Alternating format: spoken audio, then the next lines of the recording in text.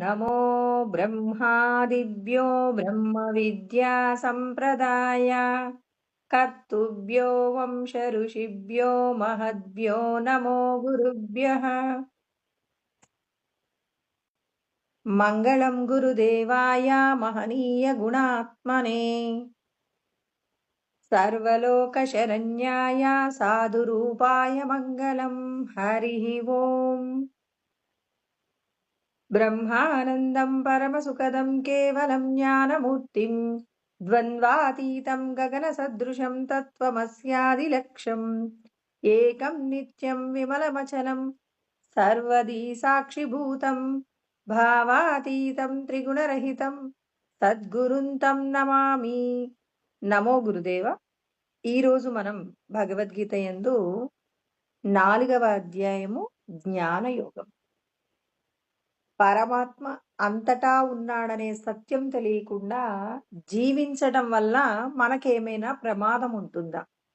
నేను ఒక రూపంలోనే భగవంతుణ్ణి ప్రార్థిస్తాను అనేటటువంటి వాళ్ళు ప్రతి ఒక్కరిలో భగవంతుణ్ణి చూడటం ప్రారంభించాలి. అంతేకాని మా ఊరిలో ఉన్న దేవాలయంలో ఉన్న రాముడి యొక్క విగ్రహం మాత్రమే పూజిస్తాను, ఇక భగవంతుడు ఎక్కడున్నారంటే మా ఊళ్ళో ఉన్న గుడిలో మాత్రమే అన్నారనుకోండి, దాని వలన నీకేమవుతుంది? ఒక రూపం పైన ఒక చోట ఉన్న భగవంతుడి మీద నీకు ఆసక్తి ఉంటుంది, కానీ అంతటా అణువణువున వ్యాపించి ఉన్న భగవతత్వాన్ని అర్థం చేసుకోకుండా నువ్వు చేసినటువంటి పూజలన్నీ నీకు కొద్ది ప్రయోజనాన్ని ఇస్తాయి. మీ గుడిలో ఉన్నటువంటి అంటే మీ ఊరి గుడిలో ఉన్న రాముడే సకల ప్రాణులలో ఉన్నాడు, అణువణువున ఉన్నాడనే సత్యం తెలుసుకోవడమే ఆత్మజ్ఞానం అండి. భక్తిలో నుంచి ఎప్పటికైనా కానీ మనం ముక్తి పొందడానికే ప్రయత్నం చేయాలి. ఆ ముక్తి పొందాలి అంటే భగవంతుడు మనకి ఏం చెప్తున్నాడు? యోగమునకు సిద్ధం కండి అంటున్నాడు.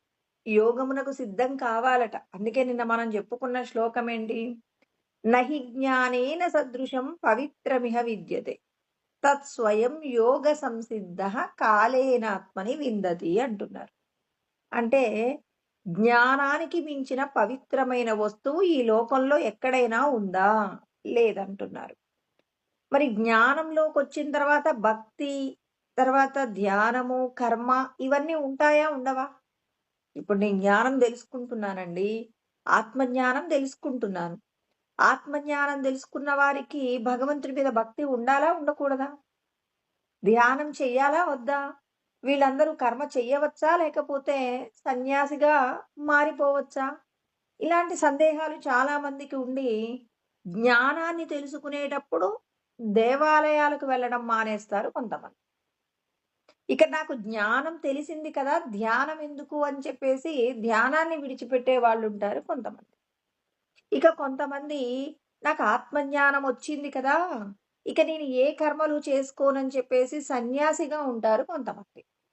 అంటే ఇవన్నీ కూడా మనం ఏంటి, ప్రతి ఒక్కరూ కూడా జ్ఞానములో ఎన్ని మెట్లెక్కామో ఆ మెట్టుకు సంబంధించి మనం సాధించవలసిన సాధనలు ఏమై ఉన్నాయి అనే సత్యం గురించి చాలా మందికి మరి శాస్త్రములలో జ్ఞానము తెలుస్తుంది, కానీ ఆ జ్ఞానాన్ని ఆచరణలో పెట్టడంలో ప్రతి దేవాలయంలో ఉన్న భగవతత్వాన్ని మనం ఎందుకు అర్థం చేసుకోలేమండి? దేవాలయంలో నువ్వు పూజించే దేవుడు లేడా? దేవాలయానికి వెళ్తే నువ్వు అక్కడ దేవుడికి ఆ రూపానికి నువ్వు పూజ చెయ్యవా? అక్కడికి వెళ్ళి నువ్వు ఒక నమస్కారం చెయ్యవా? అంటే చెయ్యట్లేదు అంటే భగవంతుడు ఎక్కడున్నాడు? కేవలం నీ హృదయంలోనే ఉన్నాడు గాని ఇంకెక్కడా లేడు. మరి కృష్ణ పరమాత్మ ఏమని చెప్తారు మనకి? బహిరంతచ్చ భూతానాం అచరం చరమేవచ.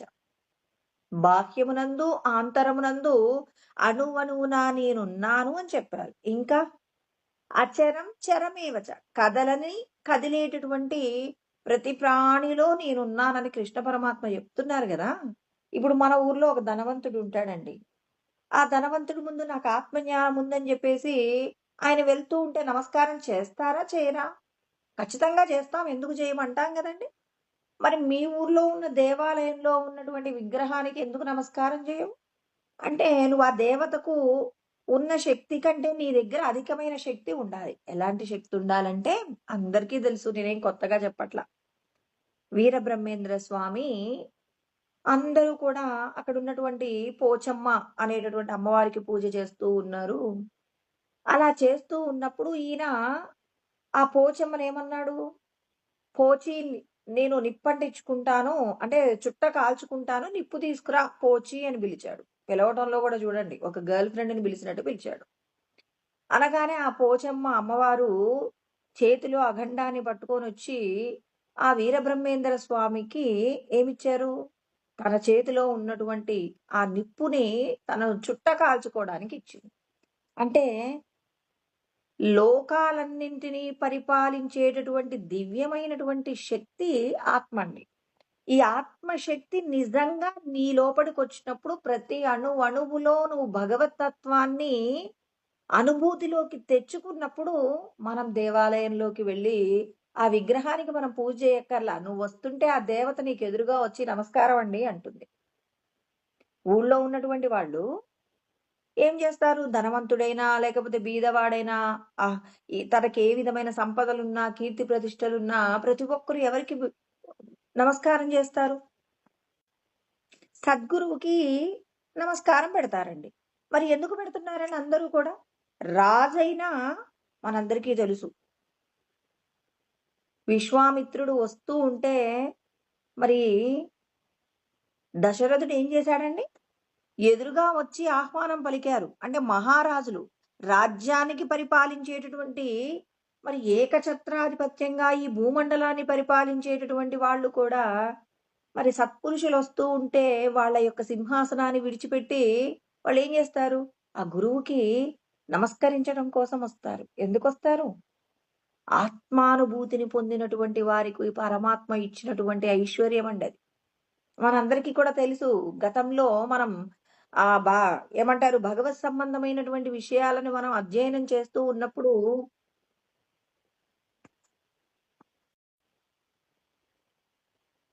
బృహస్పతి ఒకరోజు ఇంద్రుడి యొక్క సభకొస్తున్నారటండి. ఇంద్రుడి యొక్క సభకి వస్తూ ఉన్నటువంటి సందర్భంలో ఏం జరిగింది అంటే ఇంద్రుడికి అక్కడ దేవతలందరూ కూడా నమస్కరిస్తున్నారు. అందరికీ తెలుసు కదా దేవతల యొక్క రాజు ఎవరు? ఇంద్రుడు. మరి ఇంద్రుడికి సకల లాంఛనాలతో అందరూ కూడా చాలా చక్కగా ఆయన్ని పూజిస్తూ ఉన్నారు.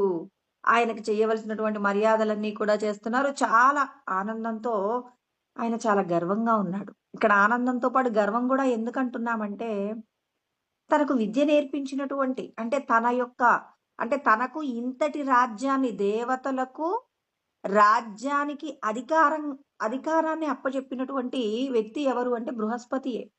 బృహస్పతి యొక్క శక్తి చేతనే ఇంద్రుడు తన పదవిలో కూర్చున్నారనమాట. మరి అలాంటి ఇంద్రుడిని ఏం చేశారు? ఆ ఇంద్రుడు ఏం చేశారు? బృహస్పతి గారు వస్తూ ఉన్నప్పుడు ఇంతమంది నన్ను గౌరవిస్తున్నారు కదా! ఇప్పుడు నేను బృహస్పతి గారు రాగానే నేను నిలబడితే వీళ్ళందరి ముందు నేను తక్కువైపోతాను. నా గౌరవం తగ్గుతుంది అని చెప్పేసి అనుకున్నాడనమాట. అలా అనుకోగానే వెంటనే ఆయన కొంచెం గర్వం అనుకున్నాం గదా! ఆ గర్వం వచ్చింది. ఆ గర్వం చేతనేనండి ఇవాళ దేవతలు, నీరు, వృక్షాలు, ఆడవాళ్ళు అందరూ కూడా ఇవాళ మరి ఆయనకొచ్చిన శాపాన్ని ఇంద్రుడు యొక్క ఆ గర్వముని బృహస్పతిని అవమానించినందుకు ఇవాళ ప్రతి ఒక్కరూ అనుభవించేటటువంటి శిక్ష అన్నమాట. వాళ్ళ యొక్క శాపాన్ని తీసుకుంటారు. నీళ్లు తీసుకుంటాయి, చెట్లు తీసుకుంటాయి, ఆడవాళ్ళు తీసుకుంటారు. ఇలా మరి పాపాన్ని తీసుకున్నారన్నమాట. అంటే ఇంద్రుడికి కలిగినటువంటి గర్వం, బృహస్పతికి చేసినటువంటి అవమానం, ఎంతటి స్థితి, ఎన్ని కష్టాలు పడతాడో ఇంద్రుడు. అంటే సద్గురువు అంటే అంతటా ఆత్మ చైతన్యాన్ని అనుభూతిలోకి తెచ్చుకున్నటువంటి స్వరూపం అన్నమాట. ఇక్కడ బాగా ఆలోచించాలి. అంటే ఈ జగత్తంతా నీ ఆధీనంలో ఉండగలిగినటువంటి వారు మాత్రమే సత్పురుషుడు అంటున్నాం. అందుకే లోకంలో కొద్దిమంది పేర్లే అందరికీ తెలుస్తాయి. అందరికీ ఎందుకు తెలీదు? గురు స్వరూపాలు ఉంటాయండి. మన యొక్క జ్ఞానానికి తగినట్టుగా రకరకాల పాఠశాలలు విద్య నేర్పించడానికి ఉన్నట్టు అక్కడక్కడ ఆత్మతత్వాన్ని బోధించేటటువంటి ప్రయత్నంగా శాస్త్రాన్ని అధ్యయనం చేయించడానికి అనేక గురుస్వరూపాలు విశ్వమంతటా ఉంటాయి. అంటే వారి వారి యొక్క అర్హతకు తగినట్టుగా గురుస్వరూపాలకు పరమాత్మ అనుగ్రహం చేస్తారనమాట. అంటే ఇక్కడ మనం ఏమర్థం చేసుకుంటున్నాం?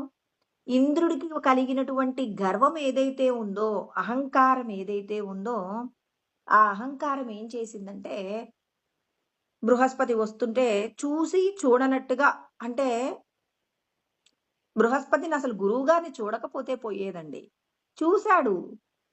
చూసిన తరువాత నేనిప్పుడు చూడనట్టుగా నటిస్తాను అనుకున్నాడు. అంటే ఇంద్రుడి యొక్క మనస్సులో ఏముందో తెలుసుకోలేనంత స్థితి కాదు కదండీ బృహస్పతిది. ఇక్కడ ఇది అర్థం చేసుకోవాలి. నీవు సద్గురువు, స్వగురువు, పరమగురువు, పరమేష్టి గురువు అంటున్నారనుకోండి. నీవు ఎదురుగా ఉంటే నిన్ను తలుచుకున్నప్పుడు నీ మనసులో ఏం నడుస్తుందో గ్రహించగలిగినటువంటి శక్తి ఉన్నవారు మాత్రమే జగద్గురువులండి. ఇది బాగా గుర్తుపెట్టుకోవాలి. అంటే ఇక్కడ ఏం జరుగుతుంది? ఇక్కడ మన లోపట ఏం జరుగుతుందో, మన మనస్సులో నేను ఎవరి గురించైనా తిట్టుకుంటున్నానండి, ఆ విషయాన్ని సద్గురువు గ్రహించగలిగిన శక్తి, అంటే నీ మనస్సులో కదిలేటటువంటి ప్రతి అనుభూతిని గ్రహించగలిగిన శక్తి ఉన్నప్పుడే సద్గురువు, జగద్గురువు వీళ్ళందరూ అవుతారు. అందుకే పరమాత్మ సత్, అంతటా ఉన్న చైతన్యాన్ని అనుభూతిలోకి తెచ్చుకున్నటువంటి సద్గురువులు మనం అక్కడ కూర్చున్నంత మాత్రము చేతనే నీ హృదయంలో కదిలేటటువంటి బాధనంతా కూడా ఆయన చూపులతో తీసేస్తాడు. మనందరికీ తెలుసు, తాబేలట తన యొక్క చూపులతోనే అక్కడ ఉన్నటువంటి ఆ గుడ్లన్నింటినీ కూడా పిల్లలుగా చేసేస్తుందట. ఎలా చేస్తుందంటే చూపులతో ఆ పోషణ చేయడం సంకల్పం అండి. సారీ, తాబేలు సంకల్పం చేస్తుంది. చేప చూపుల చేతనే పిల్లల్ని చేస్తుందట. అంటే ఇక్కడ ఏం జరుగుతుంది? సంకల్ప మాత్రము చేతనే సద్గురువు కూడా శిష్యుడి యొక్క బాధలన్నీ తీర్చివేయగలిగినటువంటి గొప్ప శక్తి సంపన్నత సంపాదించుకోగలిగినటువంటి స్థితి ఎప్పుడొస్తుందంటే, మనం భక్తి, తర్వాత కర్మలో చేసేటటువంటి కర్మలో నిష్కామ కర్మ, తర్వాత ధ్యానము, ఇవన్నీ కూడా దేనికి ఉపయోగపడతాయంటే జ్ఞానం అనేటటువంటి బీజము, అంటే నేను ఆత్మని అనేటటువంటి బీజమును మనం ఏం చేయాలి? దాన్ని గనక మనం ప్రకాశింపచేసేలాగా చెయ్యాలి అంటే, ముందు పొలంలో విత్తనం వెయ్యాలి అంటే ఆ పొలాన్ని మనం ఏం చేస్తామండి? అందులో ఉన్నటువంటి రాళ్ళు, గడ్డి, వాటన్నింటినీ కూడా ఏం చేస్తాం? ఫస్ట్ పొలాన్ని దున్నడము ద్వారా దున్ని అందులో ఉన్నటువంటి ఏదైతే మనకు అనవసరం, మొక్క ఎదగటానికి అనవసరమైన విషయాలన్నీ కూడా ఏం చేస్తారు? అన్నింటినీ శుభ్రం చేసి తీసేసి, తర్వాత దాంట్లో కావలసిన నీళ్లను పెట్టేసి, దానికి కావలసిన ఎరువును వేసేసి, అప్పుడు విత్తనాన్ని వేస్తారు. ఇది మనందరికీ తెలుసు. మనమందరం, ఎందుకంటే ప్రతి ఒక్కరికి కూడా ఒక విత్తనం మొలకెత్తాలి అంటే ఎంత సాధన చేయాలో, ఎంత ప్రయత్నం చేయాలో అందరికీ తెలుసు కదా. అదే విధంగా మన హృదయం అనేటటువంటి క్షేత్రమునందు జ్ఞానం అనేటటువంటి బీజమును వెయ్యాలంటే కృష్ణ పరమాత్మ చెప్తున్నారు. అసలు ముందు మీరు జ్ఞానానికి మించిన పవిత్రమైన వస్తువు లేదనే సత్యం మీరు తెలుసుకోండి. ఆ సత్యం తెలుసుకున్న తర్వాత దాన్ని మీరు, అంటే ఇప్పుడు మనం ఏం చేస్తామండి? ఇప్పుడు విత్తనం, ఇప్పుడు వరి పొలం వేస్తున్నాం అనుకోండి. ఆ వరి పొలానికి సంబంధించిన విత్తనం, ఏ విత్తనాన్ని వేస్తే మరి అది బాగా ఎదుగుతుందో ఆ విత్తనాన్ని మనం పరిశీలన చేస్తాం కదండి. ఇప్పుడు ఏ వంగడాన్ని వాడితే తొందరగా ఫలితం వస్తుంది అని చెప్పేసి అనేక రకాలైనటువంటి విత్తనాలకు సంబంధించినటువంటి పరిశీలన చేసిన తరువాత మనం ఏం చేస్తాం? ఈ విత్తనం అయితే మా పొలంలో చక్కగా పండుతుంది, దీనికి కావలసిన వాతావరణము, నేల అన్నీ కూడా మా పొలంలో సరిపోతాయి అనుకున్నప్పుడు ఆ విత్తనాన్ని తీసుకొచ్చుకుంటాం. తీసుకొచ్చుకున్న తర్వాత విత్తనాన్ని ఏం చేస్తాం? మనం వేయటానికంటే పూర్వం పొలాన్ని శుద్ధి చేసినట్టు ఇప్పుడు జ్ఞానం యొక్క గొప్పతనం తెలుసుకోవాలి. అందరూ అంటున్నారు లౌకిక విద్యలు గొప్పవి అంటున్నారు. ఈ లోకంలో నేను కలెక్టర్ కావాలి, తర్వాత ఇంకొక యాక్టర్ కావాలి, ఇంకో డాక్టర్ని కావాలి, కలెక్టర్ని ఇంకేదో కావాలంటారు కదండి. మరి ఇవన్నీ కావాలి అనుకుంటున్నారు. ఇవి ఎంతవరకు నీకు ఉపయోగపడతాయి? ముందు నిత్య అనిత్య వస్తు వివేకం మనకు ఉండాలండి. అనిత్యమైన వస్తువుల గురించిన ఆలోచనతోనే బ్రతుకుతున్నాం మనమందరం. అంటే ఈ శరీరానికి సంబంధించి వచ్చే సంపదల గురించి మనం ఆలోచిస్తున్నాం కానీ, మరి మరి ఈ శరీరంతో నువ్వు చెయ్యవలసిన సాధనేంటో, ఇక్కడ ఈ శరీరంతో నువ్వు సంపాదించిన సంపాదనంతా కూడా పరలోకంలో నీకెలా ఉపయోగపడుతుందో, మరి ఇలాంటి విషయాలన్నీ నీకెవరు బోధ చేస్తారు? మరి సమాజానికి సంబంధించినటువంటి లౌకిక విద్యలలో ఎక్కడైనా నేర్పిస్తారా? పరలోక ప్రయాణంలో నువ్వు సాధించవలసిన మరి ఏవైతే గొప్పతనం ఉందో అవన్నీ నీకెవరు చెప్తారు? ఎవరు చెప్పరు కదండీ! మరి ఎవరు చెప్తారు? సద్గురువులే చెప్తారు. అంటే మరి ఆత్మానుభూతిని పొందినటువంటి సత్పురుషులు బోధించినటువంటి జ్ఞానము గొప్పది అనే సత్యం నీకు బోధపడినప్పుడు అప్పుడేమవుతుంది? నువ్వు ఇక్కడ చెయ్యవలసిన సాధన గురించి నీకు తెలియాలి. అంటే ముందు నీకేం తెలియాలి? నేనొక మంచి ఆధ్యాత్మికమైనటువంటి గురువుని వెతుక్కోవాలి అనే ఆలోచన నీకెప్పుడొస్తుంది? ఈ లోకంలో శాంతి అనేది ఏ వస్తువులోనైనా ఉందా అని మన కంటికి కనపడే ప్రతి వస్తువుని పరిశీలన చేయాలి. ఇప్పుడు నేనొక ఉద్యోగం చేయాలనుకున్నాను. మా అబ్బాయిని ఒక ఉద్యోగం ఏ చదువు చదివించాలి అనుకున్నాననుకోండి. అప్పుడు నేనేం చేస్తాను? ఏ కోర్స్‌లో జాయిన్ చేస్తే వాడి భవిష్యత్తు బాగుంటుందని 1కి 4 సార్లు పరిశీలన చేస్తాను. అనేక కాలేజీలన్నీ కూడా వెతుకుతాము. ఏ కాలేజీలో చేర్పిస్తే మా పిల్లవాడికి తగినటువంటి ఆనుకూల్యత కలిగినటువంటి వాతావరణం ఉంటుంది. ఎక్కడ సరైనటువంటి ఉపాధ్యాయులుంటారు. ఇవన్నీ విచారణ చేసిన తర్వాత జాయిన్ చేస్తారు. ఇప్పుడు పిల్లవాడు ఇంటర్ అయిపోయి బీటెక్‌లో జాయిన్ అవ్వాలంటే తల్లిదండ్రులు ఎంత పరిశీలన చేస్తారంటే, ఎన్ని రకాలైనటువంటి వాడు ఇంటర్‌లో జాయిన్ అయినప్పటి నుంచి ఎంసెట్ పూర్తయ్యేంత వరకు కూడా వీళ్ళ యొక్క పరిశోధనంతా ప్రారంభిస్తారు. చూడండి. పిల్లవాడి యొక్క భవిష్యత్తు ఎక్కడ జాయిన్ చేస్తే గొప్పగా ఉంటుందని నశించిపోయే విషయాల కోసం ఇంతగా పరిశోధన చేస్తాం గదండీ మనమందరము కూడా. మరి ఈ శరీరం నాకెందుకొచ్చింది? అసలు ఈ శరీరంతో నేను అనుభవించే సుఖాలేంటి? ఎంతో కష్టపడితే కొద్ది సుఖం అనుభవిస్తాను. మరి ఈ చిన్న సుఖం కోసం నేనింత కష్టపడాలా? ఈ మాత్రం దానికే భగవంతుడు నాకు మానవ జన్మిచ్చారా? ఈ జన్మతో నేను చెయ్యవలసిన సాధనేంటి? ఎటువంటి సాధన చేస్తే నేను శాంతి పొందుతాను? అంటే కేవలం పుట్టడం, చచ్చిపోవడమేనా? లేకపోతే ఈ చనిపోయిన తర్వాత మన ప్రయాణం ఎక్కడిది? ఎక్కడికెళ్ళాలి? అసలు నేను ఈ శరీరమే ఎందుకు పొందాను? ఈ కులంలో ఎందుకు ఉన్నాను?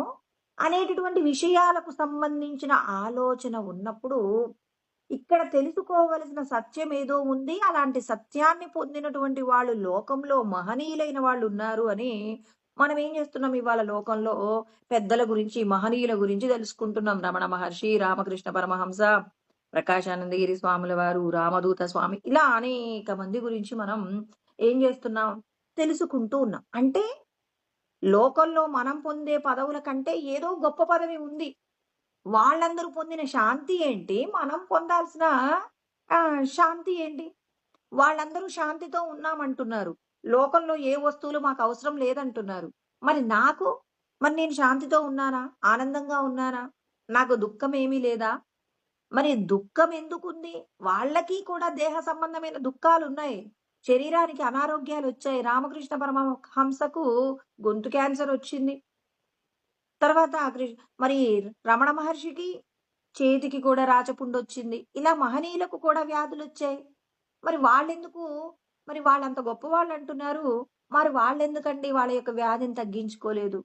అంటే ప్రారబ్ధ కర్మ వాళ్ళకి ఉంటుంది, మనకి ఉంటుంది. ఇప్పుడు మనం కూడా జ్ఞానాన్ని పొందిన తర్వాత వెంటనే నా శరీరానికొచ్చే అనారోగ్యం అంతా పోగొట్టుకుంటాను అనకూడదండి. వాళ్ళెందుకు పోగొట్టుకోలేదు? ప్రారబ్ధ కర్మను అనుభవిస్తే అయిపోతుంది.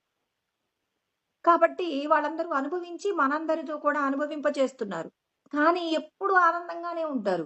మనకు శరీరంలో చిన్న అనారోగ్యం వస్తే బెంగ చేసే పనులన్నీ ఆపేస్తాం. మరి వాళ్ళు మాత్రం శరీరానికి సంబంధించిన ఎలాంటి అనారోగ్యం వచ్చినా ఆరోగ్యంగా, ఆనందంగా ఎప్పుడూ 10 మందికి జ్ఞానం పంచుతూ 10 మందిని ఆహ్, ఏం చేస్తున్నారు? భగవత్ తత్వాన్ని అర్థం చేసుకోవడానికి వాళ్ళు నిరంతరం కూడా దేహ సంబంధమైన కార్యక్రమాలు మన కోసం చేశారు. అంటే ఇక్కడ మనం ఈ శరీరంతో భార్యాబిడ్డల మీద ఉన్న మమకారమే గొప్పదా? ఇంకా నువ్వు తెలుసుకోవలసిన సత్యం ఏదైనా ఉందా అంటే కృష్ణ పరమాత్మ ఏమంటున్నారు? మీరు తెలుసుకోవలసిన సత్యం ఏదైనా ఉందా అంటే ఉంది. శ్రీరామచంద్రుడు అంటున్నారు, ఎందుకండి ఈ కర్మ చేయడం నాకు అవసరం లేదండి. నేను ఆహారం తినటం వల్ల నాకేమీ ఆహార పదార్థాల మీద రుచికి సంబంధించినటువంటి లోభత్వం లేదు. నేను ఇది తినాలి, అది తినాలనే కోరికేం లేదు. నాకు ఇలాంటి వస్త్రాలు వేసుకోవాలి, ఇలా ఉండాలి, పలానా ఊరెళ్ళాలి, ఇలాంటి కోరికలు కూడా నాకేమీ లేవు. నాకసలు ఎందుకు బతకాలో అర్థం కావట్లేదు అన్నాడు. ఇదండి అసలు వైరాగ్యం. అంటే మనమందరం అంటున్నాం 2 ఇండ్లు కట్టుకుంటే సంతోషం అంటారు. మరి 2 ఇండ్లు కట్టుకున్న తర్వాత నీకు సంతోషంగా ఉంటుందా? మూడో ఇంటి కోసం ప్రయత్నం చేయకుండా ఉంటారా? పోనీ 100 ఇండ్లున్న వాళ్ళు సంతోషంగా ఉన్నారేమో వెళ్లి అడగండి. ఎక్కడైనా సంతోషం ఉందా? మనిషిగా ఎక్కడా ఎవరికీ సంతోషం లేదు. మరి ఆ సంతోషం అనేది ఎక్కడుంటుంది? ఈ శరీరంతో నువ్వు చెయ్యవలసినటువంటి సాధన ఒకటుంది. ఆ సాధన ఏంటంటే అందరూ తెలుసుకోవాల్సిన సత్యమండి.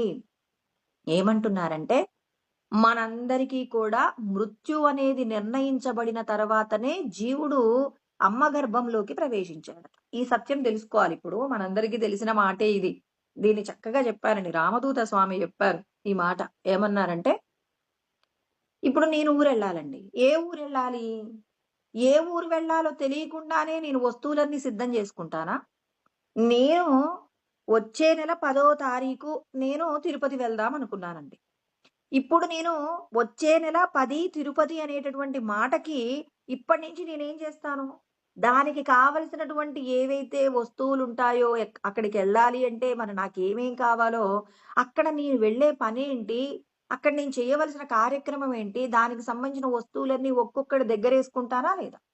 నేను వచ్చే నెల 10వ తారీఖు తిరుపతి అంటున్నానంటే ఇప్పుడు నా ప్రయాణం ముందే సిద్ధమైనట్టా? కానట్టా? అంటే నేనెక్కడికెళ్ళాలో నిర్ణయించుకున్నాను గదండీ! ఇప్పుడు నిర్ణయించుకున్న తర్వాత, ఇప్పుడు నేనక్కడికి వెళ్ళడానికి కావలసిన వస్తువులన్నీ కూడా నేనేర్పాటు చేసుకుంటూ, ఆ 10వ తారీఖు నేను ట్రైనెక్కుతాను. అంటే ఇక్కడ మనం ఒక ప్రయాణాన్ని నిర్ణయించిన తదనంతరం, దానికి కావలసిన వస్తువులు సమకూర్చుకుంటున్నాం. రైట్ కదండీ! ఇదే రామతీర్థ స్వామి, రామదూత స్వామి చెప్పిన మాటేంటంటే అందరికీ మృత్యువనేది నిర్ణయించబడిన తర్వాతనే జీవుడి యొక్క ప్రయాణం ప్రారంభమైంది.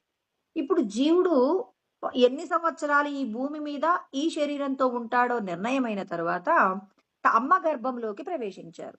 అమ్మ గర్భంలోకి ప్రవేశించిన తర్వాత జీవుడు ఆ అమ్మ గర్భంలో ఉన్నటువంటి ఏదైతే ఆ చీకటి అంధకారంతో కూడినటువంటి గదిలో తాను అనుభవిస్తున్నటువంటి వేదన ఏదైతే ఉందో తాను అమ్మ అమ్మ పేగు ద్వారా ఆహారం అందితే తిన్న ఆహారము తానున్న ప్రదేశంలో తానే విసర్జన చేస్తే అందులో పురుగులు పడితే ఆ పురుగులు మళ్ళీ మనల్ని కుడుతుంటే బాగా నరకం అనుభవిస్తుంటే అప్పుడు బాగా దుఃఖపడుతున్నామట.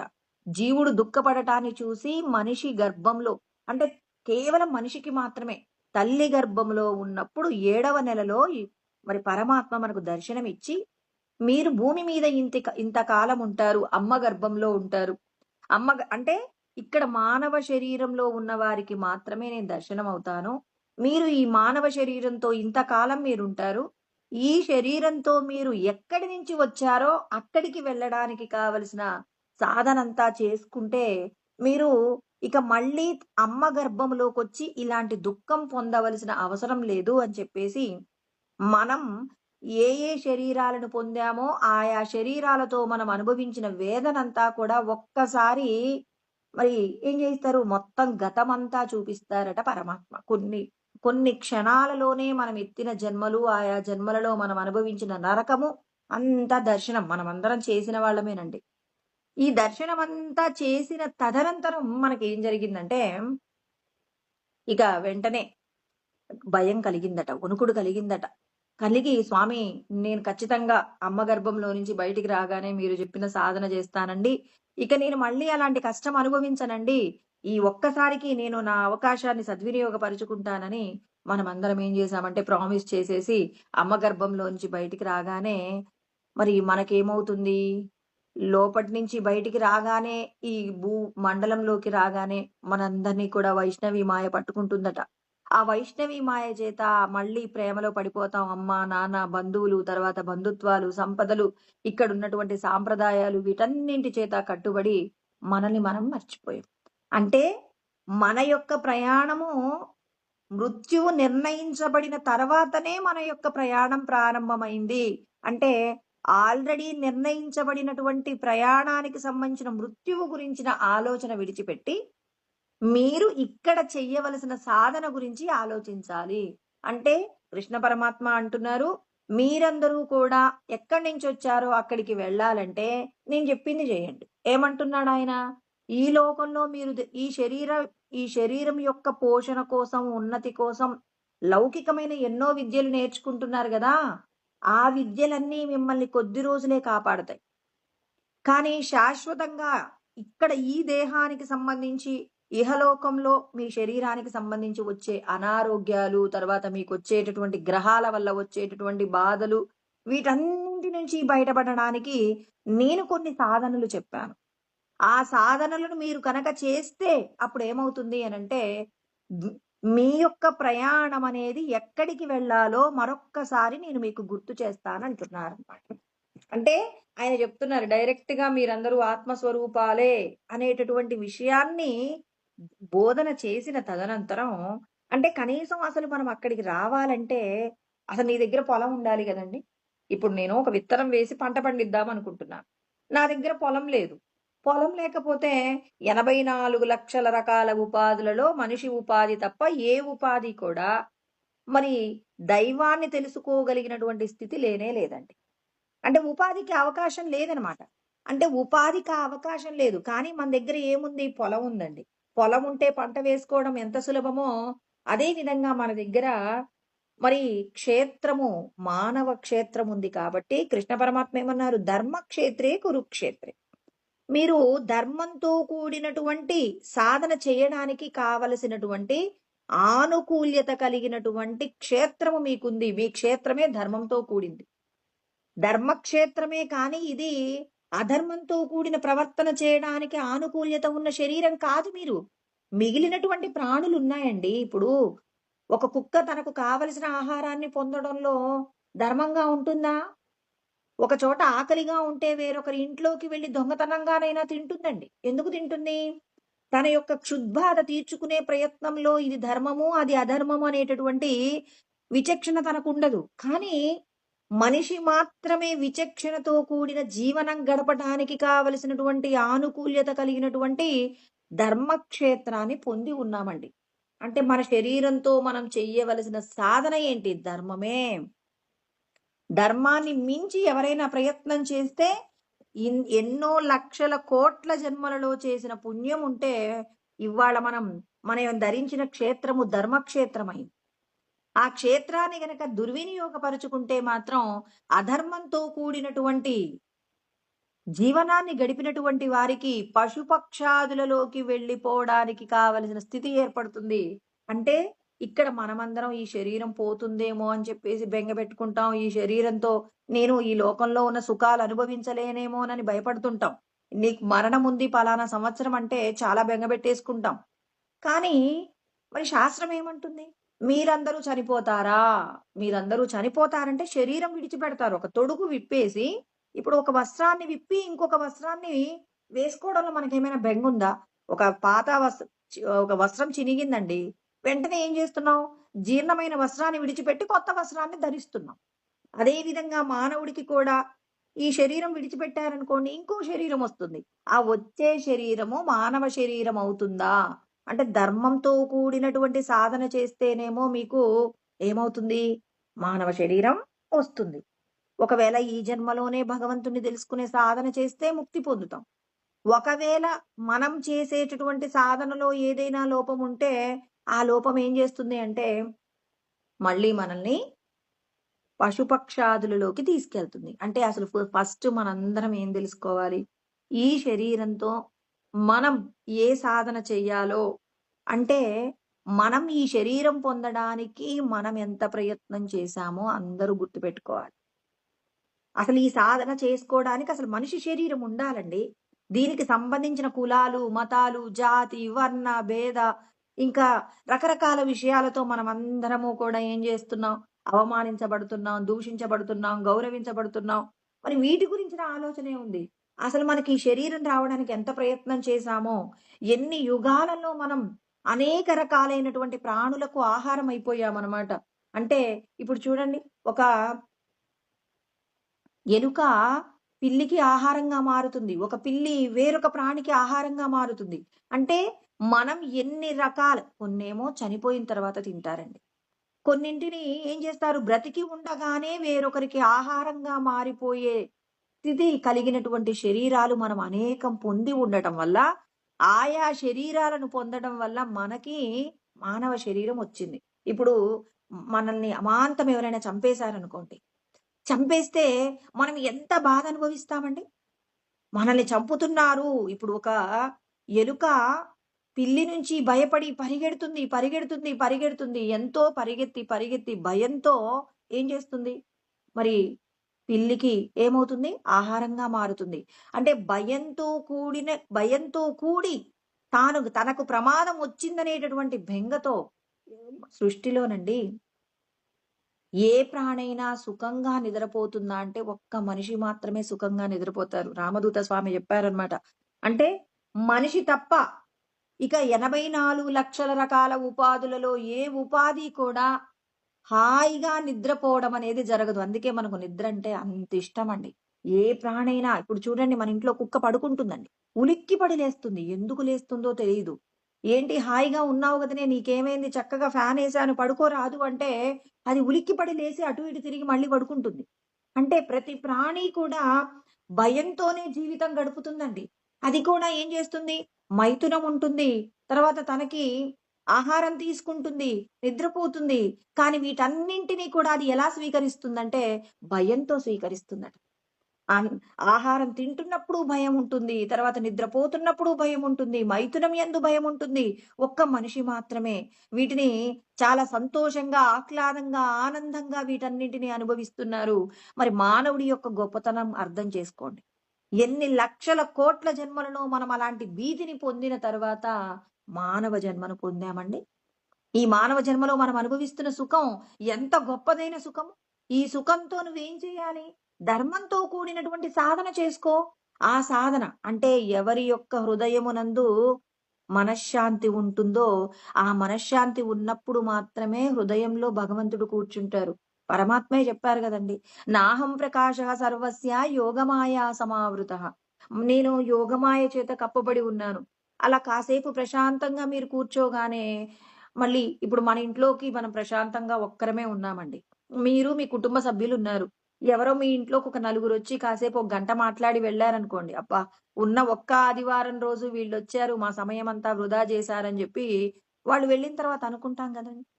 అంటే ప్రశాంతంగా మేము మాత్రమే ఉండాలి అనుకున్నప్పుడు అప్పుడు కొన్ని సందర్భాల్లో ఏం చేస్తారు? కుటుంబం అంతా ఏదైనా ఒక తీర్థయాత్రకు వెళ్ళిపోతుంది. లేకపోతే ఎక్కడికో ఒక పిక్నిక్‌కి వెళ్ళిపోతుంది. అబ్బా! ఎవ్వరితో బెంగ లేకుండా హాయిగా నేను నా కుటుంబమే ఉండొచ్చని వెళ్ళిపోతున్నాం. అంటే మనందరం ప్రశాంతత వెతుక్కుంటున్నాం కదండీ! ఎవరి కోసం? నేను నా కుటుంబంతో ప్రశాంతంగా ఉండాలి అని చెప్పేసి మనం ఏం చేస్తున్నాం? ప్రశాంతత కోసం అని చెప్పేసి ఎక్కడికో ఒక చోటకి వెళ్ళిపోయి మనం ప్రశాంతతను వెతుకుతున్నాం. అవును కదా! అదే విధంగా హృదయంలో ఉన్నటువంటి పరమాత్మ కూడా నేను యోగమాయ చేత కప్పబడి ఉన్నానంటే, ఏ పనులు లేకుండా మనం హాయిగా ఒక్కరమే ఉన్నాం. ఒంటరిగా కూర్చున్నప్పుడు ఎవరి గురించి ఆలోచిస్తున్నావు? లోపటున్న భగవంతుడిని దర్శనం చేసుకోవడానికి ప్రయత్నం చేస్తున్నావా? లేకపోతే నిన్నేం జరిగింది? ఎవరెవరింటికెళ్ళాం? నాతో ఎవరు మాట్లాడారు? నన్నెవరు తిట్టారు? నేను భవిష్యత్తులో ఏమైపోవాలి? అంటే నేనే ఉద్యోగం చేయాలి? నాకొచ్చే సంపదలేంటి? లాభాలేంటి? నష్టాలేంటి?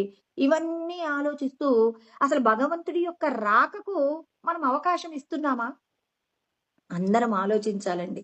ఇది కేవలం కాసేపు బోధ వినేసి వదిలేస్తే ఏ ప్రయోజనం ఉండదు. కానీ దాన్ని మనం ఏం చేయాలి? ఆచరణలో పెట్టుకోవాలి. నిజమే. నేను ఒంటరిగా ఉన్నప్పుడు మనం చూడండి, దేహ సంబంధమైన విషయాలు నలుగురితో కలిసి చేసే పనుల సమయం చాలా తక్కువగా ఉంటుంది. మనం చేసే పనులు చాలా ఎక్కువగా ఉంటాయి. అంటే మనకు చాలా ప్రశాంతమైన సమయం ఉంటుంది. ఆ సమయంలో మీరు దేహ సంబంధమైన విషయాలు కాకుండా లోపట ఉన్న పరమాత్మ యొక్క ఆలోచనను మీరు బయటికి తీసుకొచ్చి ఆయనతో మనం ఏకాంతంగా ఉండేటటువంటి ప్రయత్నం చేయాలి. అందుకే వివేకానందుడు చెప్తారు, మీతో మీరు మాట్లాడుకోగలిగిన శ్రేష్టమైన ఉపాధి మీరు పొందున్నారు. మీతో మీరు మాట్లాడుకోలేకపోతే ఇక మీరు మానవ శరీరాన్ని వృధా చేసుకుంటారు. అందుకే మీతో మాట్లాడుకోండి. ఎవ్వరి గురించిన ఆలోచన లేకుండా మనం ప్రశాంతంగా కూర్చున్నప్పుడు ఎవరి గురించిన ఆలోచన లేకుండా లోపటున్న భగవంతుడితో మనం మాట్లాడటం ప్రారంభించాం. ఆయనతో ప్రశాంతంగా ప్రతి భార్య, ప్రతి భర్తతో, ప్రతి భర్త, ప్రతి భార్యతో ఏకాంతంలో ఉండాలని కోరుకోవడం ఎంత సహజమైనటువంటి స్థితియో, అదే విధంగా లోపటున్నటువంటి మన భగవత్తత్వంతో మనం మాట్లాడుకున్నప్పుడు, ఈ దేహ సంబంధమైన సమస్యలు అసలు మనల్ని ఇబ్బంది పెట్టవు అని చెప్పేసి మరి రామదూత స్వామి వారు ప్రసాదం ఎవరు పెట్టినా తీసుకోవాలి. లోకంలో మనకి ప్రసాదం ఒక్కరి దగ్గరనే తింటామా? ప్రసాదము అంటే మనం ఏం చేస్తాం? వెళ్లి తీసేసుకుంటాం. అదే విధంగా మనకెంతమంది పెద్దలున్నారు. ఎవరు ఒక మాట మంచి మాట చెప్పినా, ఆ మాటని ఏం చేసుకోవాలి? ప్రసాద బుద్ధితో తీసుకొని, దాన్ని మనం ఏం చేయాలి? కళ్ళకద్దుకొని తినాలండి. మంచి మాట ఎక్కడ దొరికినా అది ప్రసాదమే. అది చిన్నవాళ్ళు చెప్పారా? పెద్దవాళ్ళు చెప్పారా? కాదు. ఎవరు ఏదైనా చెప్పనివ్వండి. అందులో మన మనసుకు నచ్చిన మాట ఏదైనా ఉంటే, ఆ మాటను మనం ఏం చేసుకోవాలి? ఆచరణలో పెట్టుకోవాలి. ఎంత చక్కటి మాటండి. మన మనస్సు అంటే భగవంతుడు ప్రశాంతమైన హృదయంలోనే ప్రకాశిస్తారు. రాగద్వేషాలు ఉన్న హృదయంలో భగవంతుడు దర్శనమివ్వరు. బయట నుంచి రావట్లేదండి భగవంతుడు. మన లోపటే ఉన్నారని చెప్పారాయన. ఆయనేమన్నారు? అహమాత్మా గుడాకేశ సర్వభూతాశయ స్థితః. అందరి హృదయాలలో నేనున్నాను. సర్వస్య చాహం హృది సర్వస్య చాహం హృది సన్నివిష్టో అన్నారు. అందరి యొక్క సన్నిధిలో, హృదయం అనే సన్నిధిలో నేనున్నాను. మరి ఆయన్ని మనం చూస్తున్నామా? ఆయన్ని చూడాలంటే ప్రశాంతంగా ఉండాలి. మన ఇండ్లు పొద్దున్నే శుభ్రం చేసేసి ఇంట్లో దీపం పెడితే లక్ష్మీదేవి వచ్చి కూర్చుంటుందట. అదే విధంగా మన హృదయం అనేటటువంటి మందిరాన్ని కూడా ఖాళీగా ఉంచాలి. ఖాళీగా ఉంచినప్పుడు మాత్రమే ఈశ్వరుడు మనకి ఏమిస్తాడు? ఆయన యొక్క దర్శనం ఇస్తారు. ఆయన దర్శనం ఇవ్వాలంటే మనం ఏం చేయాలి? మనకున్న కోపాన్ని ఒక 40 రోజుల పాటు తీసి పక్కకు పెట్టమంటారు స్వామి.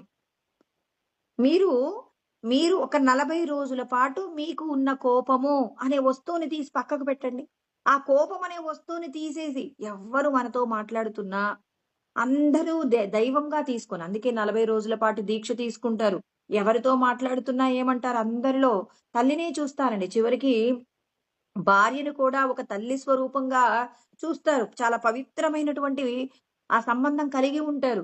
అంటే ఇప్పుడు మనం ఏం చేయాలి? ప్రతి ఒక్కరిలో దైవాన్ని చూసాం. మన ఇష్ట దైవాన్ని చూస్తున్నాం.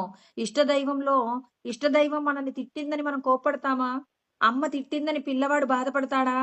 అదే విధంగా ఇష్ట దైవాన్ని ఒక్క 40 రోజుల పాటు మీరు ప్రతి ఒక్కరిలో దర్శనం చేయండి.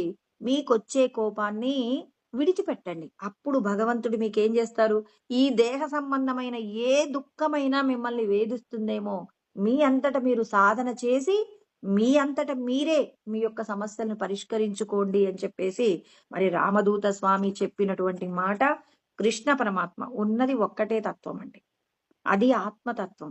ఆ ఆత్మతత్వాన్ని ఒక్కొక్కరు ఒక్కొక్క రూపంలో ఆవిష్కరిస్తారు. ఎందుకు ఇంతమంది బోధనలు మనకు అవసరమా అంటే, ఎవరి బోధనలో మన మనసు తనకు కావలసిన వస్తువును పట్టుకుంటుందో ఎవ్వరూ నిర్ణయించలేరండి. ఒకరు చూడండి డాక్టర్ గారు నేను చెప్తాను, పలానా డాక్టర్ గారు మంచివారండి అంటే, ఇంకొకరంటారు లేదండి మేమక్కడికెళ్ళాం. మా బాబుకసలు ఆరోగ్యం తగ్గలేదు. ఆరోగ్యం ఏమాత్రం కూడా రికవరీ అవ్వలేదు అంటారు. మేము పలానా డాక్టర్ దగ్గరికెళ్ళామండి. ఆయన గొప్పవాడు. అంటే ఈ డాక్టర్ గారు చెడ్డవారా? ఒక్కొక్కరికి ఒక్కొక్క చోట తన వ్యాధికి పరిష్కారం దొరుకుతుంది. అదే విధంగా అనేక మంది బోధనలు మన మనసుకండి, మన మనసు తత్వం తెలిస్తే ఇంతమంది బోధనలు మనకు అవసరమా అంటే ఎందుకు అవసరమో అర్థమవుతుంది. మన మనసట ఒక సమస్యకు సంబంధించి 36,000 విధాలుగా ఆలోచిస్తుందట. మరి 36,000 సమాధానాలు ఒక్కరి ద్వారా పొందాలని ఎప్పుడు అనుకోకూడదండి. ఎందుకంటే మరి మనం మన మనసుకు ఒక ప్రశ్నకు నేను నా మనసుకు ఒక 10 రకాలుగా సమాధానం చెప్పాననుకోండి. 11వ ప్రశ్న లేవనెత్తుతుంది. ఇప్పుడు ఈ 11వ సమాధానం కోసం నేనెక్కడ వెతకాలి? మళ్ళీ ఎవరో మనకు భగవంతుడు ఏదో ఒక సత్పురుషులు మనకు దర్శనమవుతారు. ఆ దర్శనమయ్యి ఆయన ఏం చెప్తాడు? ఆయన చెప్పిన మాట 11వ ప్రశ్నకు సమాధానం దొరుకుతుందండి. అందుకే ప్రసాదం ఎవరు పెట్టినా తినటం ఎంతగా మనకిష్టమవుతుందో, అదే విధంగా ఈశ్వరుడు పెట్టే జ్ఞాన భిక్ష కూడా ఎవరు పెట్టినా తినాలి అనేది ఖచ్చితంగా గుర్తుపెట్టుకోవాలి. ఈశ్వర ప్రసాదం తింటూ ఉన్నప్పుడు మాత్రమే భగవద్ అనుభూతి పొందిన వాళ్ళు ఒక్కొక్కరు ఒక్కొక్క విధంగా అనుభూతి పొందుతారనమాట. ఆ పొందిన అనుభూతికి సంబంధించిన అనుభవాలన్నీ మనకు తెలియజేస్తారు. ఆ తెలియచేసినటువంటి అనుభవాలన్నీ మనం ఒక్కొక్కటిగా ఏం చేయాలి? ఆచరణలో పెట్టుకున్నప్పుడు అందుకే మనం రామాయణం వింటాం, మహాభారతం వింటాం. రామాయణంలో సీతమ్మ తల్లి కష్టాలు వింటాం. శ్రీరాముడి యొక్క వైభవాన్ని వింటాం. తర్వాత కైకమ్మ యొక్క రజో సంబంధమైనటువంటి గుణం వింటాం. ఆ మంచితనం వింటాం. రావణాసురుడి యొక్క దుర్మార్గం వింటాం. ఆయన యొక్క భక్తి వింటాం. ఆయనకు భగవంతుడంటే ఉన్నటువంటి భక్తి. కానీ దేహ సంబంధమైన సుఖాల కోసం పరిగెత్తేటటువంటి తీరులో మరి ఆ భక్తికి సంబంధించి వచ్చినటువంటి పుణ్యాన్నంతా వాడుకుంటాడు. వాడుకొని ఇహలోకంలో ఉన్న సుఖాల కోసం చెయ్యకూడని పాపాలు చేస్తారు. చూడండి ఇంతమంది కథలు ఎందుకు వింటున్నాం మనం? ఎవరి కథ మనకి నచ్చుతుందో, ఎవరి గుణంలో ఉన్నటువంటి సౌశీల్యం మనల్ని పట్టుకుంటుందో, పట్టుకున్న వెంటనే మనలో ఉన్న దుష్ట గుణాలన్నీ విడిచిపెడతామండి. ఆ స్థితి కలిగేంత వరకు భగవత్ సంబంధమైనటువంటి కథలను బోధించేటటువంటి మహనీయులైనటువంటి వాళ్ళు చెప్పే ప్రతి బోధన కూడా మనం ఏం చేయాలి? ప్రసాద బుద్ధితో స్వీకరించాలి. అంటే మనం ఏం చేయాలి? ఇప్పటి నుంచైనా మనకున్న కోపాన్ని విడిచిపెట్టే ప్రయత్నం. బోధ వింటున్నంత సేపు నేను విడిచిపెట్టాలనుకుంటారు. కానీ, ఆ బోధలో చెప్పబడిన విషయాలు గనక మనం గనక మననం చేస్తే, శ్రవణం, మననం చేస్తే అంటే 1కి 4 సార్లు నేను కోప్పడకూడదు. అసలు నేనెందుకు కోప్పడాలి? నా యొక్క తత్వం ఏమై ఉన్నది? స్వభావః సచ్చిదానంద నిత్య నిర్మలతాత్మనః. శుద్ధ నిర్మలమైనటువంటి తత్వమట నాది. మరి ఆ తత్వాన్ని నేను తెలుసుకోవాలంటే, ఎందుకు ఈ శరీరానికి సంబంధించి వచ్చేటటువంటి ఇప్పుడు ఏదైనా కష్టాలొస్తాయండి. మరి ఇప్పుడు ఈ కష్టాలొస్తే నువ్వు టెన్షన్ పడితే పోగొట్టుకుంటావా? పోగొట్టుకోలేం. అసలు నువ్వు టెన్షన్ పడకుండా ఉన్నప్పుడు మాత్రమే ఏదైనా సాధించగలవు. దీనికోసమంటే ఒక చిన్న అమ్మాయి చిన్నప్పటి నుంచి కూడా ఎప్పుడు భయపడేది కాదట. ఒక చిన్న కథ అండి అది. ఒక చిన్న పాప. అంటే ఆ అమ్మాయి పుట్టినప్పటి నుంచి కూడా చాలా ధైర్యంగా ఉండేదట. పెరుగుతున్న కొద్దీ ఎవ్వరు ఏమన్నా అసలు ఎవ్వరికీ భయపడేది కాదట. ఈ చేతిలో ఏదో ఒక చిన్న చీపురు పుల్ల లాంటిది పట్టుకొని అలా ఇలా తిప్పుతూ చీకట్లో కూడా నడుస్తూ ఉండేదట. ఆ అమ్మాయికి భయం అనేది ఎప్పుడూ తెలీదట. ఒక రోజున అటుగా వెళ్తున్నటువంటి ఉగ్రభూతాలలో ఒక భూతం ఒకటొచ్చి ఈ అమ్మాయి ఎదురుగా నిలబడిందట. కానీ ఈ అమ్మాయి మాత్రం ఏం భయపడకుండా ఏంటి నా దారికి అడ్డుగా ఉన్నావంటే, "ఏం నేను కనపడట్లేదా? నిన్ను నేనే ఏదో చేస్తానని" చెప్పేసి భయపెట్టిచ్చిందట. ఆ భూతానికి సంబంధించిన శక్తుల చేత భయపెట్టిస్తే, "నువ్వేంటి నన్ను చేసేదని" చెప్పేసి ఆ చీపురు పుల్లతోనే ఆ భూతాన్ని అలా అలా కొట్టేసిందట. అప్పుడు భయపడనటువంటి వారికి భూతం గూడా ఏం చేయలేదట. అది వెళ్ళిపోతుంది. భయపడేవాడినే భయపెట్టిస్తుందట భూతమైనా. అంటే భూతం కంటే పెద్ద కష్టాలేమైనా ఉంటాయా? అంటే భూతానికే భయపడట్లేదు అనంటే ఇంక దేహ సంబంధమైన విషయాలలో నీకీ ప్రమాదం జరుగుతుందంటే భయపడతారా? అందుకే భగవంతుడేమన్నారు? అభయం. ముందు మీరు తీయాల్సిన వస్తువేంటి? అంటే బయట పడవేయాల్సిన వస్తువేంటంటే భయమంట. నన్ను భగవంతుడు రక్షిస్తారు అనేటటువంటి స్థితి ఎవరికైతే కలుగుతుందో వాళ్ళేం జేస్తారంటే, ఖచ్చితంగా మరి ఏ విషయానికి కూడా భయపడరు. అందుకే మనం ఈ లోకంలో ఏదైనా మనల్ని ప్రమాదంలో పడవేయగలిగిన శక్తి, అసలు మహా పాపం అంటే ఏదైనా ఉందా అంటే, భయపడటానికి మించిన పాపం ఈ లోకంలో ఇంకోటి లేదట. మరి ఆ భయాన్ని మనం ఎలా పోగొట్టుకోవాలి? మన యొక్క స్వస్వరూపం ఏంటో తెలియాలి. నేను ఈ శరీరం నందు బంధింపబడి ఉన్నాను. అసలు స్వయంగా నా శక్తి ఏంటి? శుద్ధ నిర్మలమైనటువంటి సత్వగుణమే. మళ్ళీ నా యొక్క రూపాన్ని నేనెలా సంతరించుకోగలను? జైలులో బంధించబడిన వ్యక్తి తన సత్ప్రవర్తన చేత తన శిక్షను తగ్గించుకొని బయటికి వెళ్ళిన తర్వాత అలాంటి పాపం చేయకుండా తనను తాను దిద్దుకోవడానికి తాను చేసినటువంటి ప్రాయశ్చిత్త కర్మలే తనకు తర్వాత చాలా సంతోషకరమైన జీవితాన్ని ఇప్పించినట్టు, మనం కూడా ఈ దేహంలో బంధింపబడ్డామని, దేహ సంబంధమైన విషయాలకు ముందు మనం భయపడకుండా ధైర్యంగా ఉండాలి అంటే, ముందు మనం ఏం చేయాలి? ఇక్కడ మనం ఏదైతే ఒక వస్తువు వలన మనకు ప్రమాదం జరుగుతుందనేటటువంటి ఆ బెంగను తీసేసి, మనం ఏ వస్తువు నాకు ఎప్పుడైనా మన కోపం ఎందుకొస్తదండి? ఎవరే ఏదైనా మనం కోరుకుంటే, ఆ కోరిన కోరిక తీరకపోతే కోపమొస్తది. అసలు నేనెందుకు కోరుకుంటున్నాను? నాకు ఏం కావాలో నేను నిర్ణయించుకున్నానా ముందే? ఈశ్వరుడు నిర్ణయించాడు. ఇలాంటి జీవితం ఇచ్చాడు. ఈ జీవితంలో నేనెలా దిద్దబడాలో ఆయన జూసుకుంటాడు. నాకెందుకు? అని ప్రతి విషయాన్ని కనుక ఆయన మీద భారం వేసి, మనం ఇక్కడ మనతో మనం కలిసి ఉండే ప్రయత్నంలో కోపాన్ని విడిచిపెడితే ఆయనంటారు, "నేను మీకు దర్శనమిస్తానంటున్నా." ఎక్కడైతే పరమ శాంతి ఉంటుందో, శాంతిగా ఉన్న స్థలంలోనే పరమాత్మ ప్రకాశిస్తారు.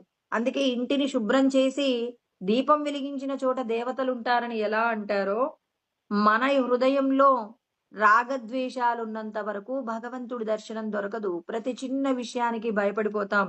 ప్రతి చిన్న విషయానికి భయపడకుండా, మనం ఎప్పుడు ఆనందంతో సమస్యను కూడా పరిష్కరిస్తాము అంటే, నువ్వు కోపమనే వస్తువును విడిచిపెడితే చాలు. చాలండి. ఈ కోపం అనే దాన్ని విడిచిపెట్టడానికి నువ్వేం చేయాలి? ప్రయత్నం చేయాలండి. ఇప్పుడు పిల్లవాడు పాసవ్వాలి. పాసవ్వాలంటే చదవకుండానే పాసవుతాడా? కష్టపడాలి. మనం కూడా ఏం చేయాలి? ఇప్పుడు అన్నం తినాలండి నేను. నేను వండుకోవాలి కదా! వండుకోకుండానే అన్నం తినగలుగుతానా? లేదా డబ్బు ఖర్చు పెట్టి హోటల్ నుంచి తెప్పించుకోవాలి. ఈ డబ్బు సంపాదించడానికి కష్టపడితే వచ్చాయా? ఫ్రీగా వచ్చాయా? లేదండి పుట్టుకతోనే నేను ధనవంతుడినండి అంటే, నువ్వు మాత్రమే ధనవంతుడిగా ఎందుకున్నావు? నీ పక్క వాళ్ళు ఎందుకు ధనవంతులుగా లేరు? అంటే నువ్వు పూర్వజన్మల్లో ఎన్ని పుణ్యాలు, త్యాగాలు చేశావో తెలుసా? అన్ని త్యాగాలు చేస్తే భగవంతుడు నీకిదిచ్చాడు. భగవంతుడికి నీ మీద మాత్రమే ప్రత్యేకమైన ప్రేమేం లేదు. సమోహం సర్వభూతేషు నమే ద్వేషోస్తి న ప్రియః. నాకెవరి మీద కోపం లేదు, ఎవరి మీద ప్రేమ లేదు. అందరితో నేను సమానంగా ఉంటాను. సమం సర్వేషు భూతేషు తిష్టంతం పరమేశ్వరం. ఆ పరమేశ్వరుడు అందరిలో మనం చేసిన కర్మలలో ఉన్నటువంటి దోషాలను బట్టి మనకి కష్టాలు, మనం చేసిన పుణ్యాలను బట్టి మన జీవితంలో ఉన్నటువంటి సుఖాలు, మనకున్న వ్యాధులు, మనకున్నటువంటి సంతోషాలు అన్నీ కలబోస్తే ఏమవుతున్నాయి? మన జీవితం. మరి ఇవన్నీ మన జీవితంలో ఉన్నాయి గదా! మరి ఉన్నటువంటి వాటన్నింటి నుంచి మనం బయటపడేది ఎలా? అంటే నీ స్వస్వరూపం తెలుసుకోవడం తప్ప నీకింకొక మార్గం లేదు. నీ స్వస్వరూపం నీకు తెలియాలంటే ముందేం చేయాలి? నువ్వు యజ్ఞము, దానము, తపస్సు ఇవన్నీ చేయాలి. కృష్ణ పరమాత్మ యజ్ఞ, దాన, తపకర్మ న త్యాజ్యం కార్యమేవ తత్ అంటాడు. అంటే యజ్ఞము, దానము, తపస్సు ఇవన్నీ మీరు చేయాలి. ఇవి చేస్తే ఏమవుతుందో తెలుసా? మరి నా పొలంలో నేను దున్నకుండానే విత్తనం వేస్తానండి ఎందుకు మొలకెత్తదని ఒకాయన మొండికేశాడు. మొండికేసి బీడుగా ఉన్నటువంటి భూమిలో విత్తనాలు జల్లుకుంటూ పోయాడు. ఏదో వర్షం కురిసింది. ఆ వర్షం కురిసినప్పుడు ఏదో ఒక విత్తనం గడ్డి పరకలతో పాటుగా ఇవి కూడా పోయాయి. ఏదో 4, 5 మొక్కలు మొలిసాయి. పిచ్చి గడ్డి మొలిసింది. మంచి విత్తనం కంటే పిచ్చి గడ్డి విస్తరించింది. మనం వేసిన విత్తనాలకు ఫలితం లేకుండా పోయింది. అంటే నేను యజ్ఞాలు చేయను, దానాలు చేయను, ధర్మాలు చేయను, మంచి మాటలు మాట్లాడను. నేను అందరిని ఎవరైనా నా దగ్గరకొచ్చి ఆశీర్వాదం అడిగితే నేను ఆశీర్వాదం చెయ్యను. ఏమీ చెయ్యను. నేను బతకట్లేదా అంటే బతుకుతావు. ఈ శరీరం పడిపోయిన తర్వాత నువ్వు మళ్ళీ క్రిమికీటకాది జన్మలలో అంటే నిరంతరం భయంతో, బెంగతో భయపడేటటువంటి నీచమైన ఉపాధులలోకి వెళ్ళిపోతావు. ఈ శరీరంతో ఉన్నన్ని రోజులు ఎవరైతే సోమరిగా, బద్ధకంతో ఉంటారో వాళ్ళ గురించి కృష్ణ పరమాత్మ చెప్పిన శ్లోకం చెప్తానండి. అయుక్త ప్రాకృత స్తబ్ధః శఠో నైష్కృతికో అలసః విషాదీ దీర్ఘసూత్రీ చ కర్త తామసముచ్యతే అని సోమరితనంగా ఉండే వాళ్ళ గురించి పరమాత్మ చెప్పారు. మనలో ఏమైనా ఉంటే ఇవి పోగొట్టుకోవాలి. అయుక్తః అంటే మనసుకు నిగ్రహం ఉండదండి. ఎప్పుడూ కూడా ఒకటి అనుభవించగానే ఇంకొకటి గావాలి. ఇది తింటూనే ఇంకొకటి ఉంటే బాగుండేదని ఆలోచించే అంటే మనోనిగ్రహం లేకపోవడం. ప్రాకృతః పామర స్వభావం. వాడొక్కడు బాగుంటే సరిపోదు. వాడి చుట్టూ ఉన్న వాళ్ళెవరైనా బాగుంటే మాత్రం అస్సలు తట్టుకోలేడు. అంటే అవతలి వాళ్ళ క్షేమం కోరుకోడు. పామర స్వభావం, నీచమైన పశు స్వభావం ఉంటుందనమాట. స్తబ్దః వినయం ఉండదు. ఎవ్వరంటే లెక్కుండదు. ఏంటి వాడు నాకంటే గొప్పనా? అని చెప్పి వినయం ఉండదండి. షటో అంటే మరి ఏం చేస్తూ ఉంటాడు? మోసం చేస్తుంటాడు. అవతలి వాళ్ళని మోసం చేసి వాళ్ళ సంపదలు దోచుకుంటాడు. ఇలా వాళ్ళకి అబద్ధాలు చెప్పి వాళ్ళని బాధపెడుతూ ఉంటాడు. నైష్కృతికో అలసః అంటే అలసత్వంతో ఉంటాడు. అంటే ఏ పని పట్ల కూడా అతడు జాగ్రత్తగా ఉండడు. ఇతరుల కార్యాలను కావాలని వెళ్లి పాడు చేస్తూ ఉంటాడు. ఎవరైనా నలుగురు సంతోషంగా ఉంటే వాళ్ళ సంతోషాన్ని చూసి ఓర్వలేడు. మరి ఇంకా తాను దీర్ఘసూత్రీచ అంటే తానిప్పుడు చెయ్యాలనుకున్న పనులను ఎప్పుడో చేస్తాడు. ఏదో చేద్దాంలే అని చెప్పేసి నిర్లక్ష్యంగా ఉంటాడండి. ఎప్పుడు దుఃఖంతో ఉంటాడు. తనకేదో ఉన్నటువంటి సంతోషంతో తానెప్పుడు కూడా సంతోషంగా ఉండడండి.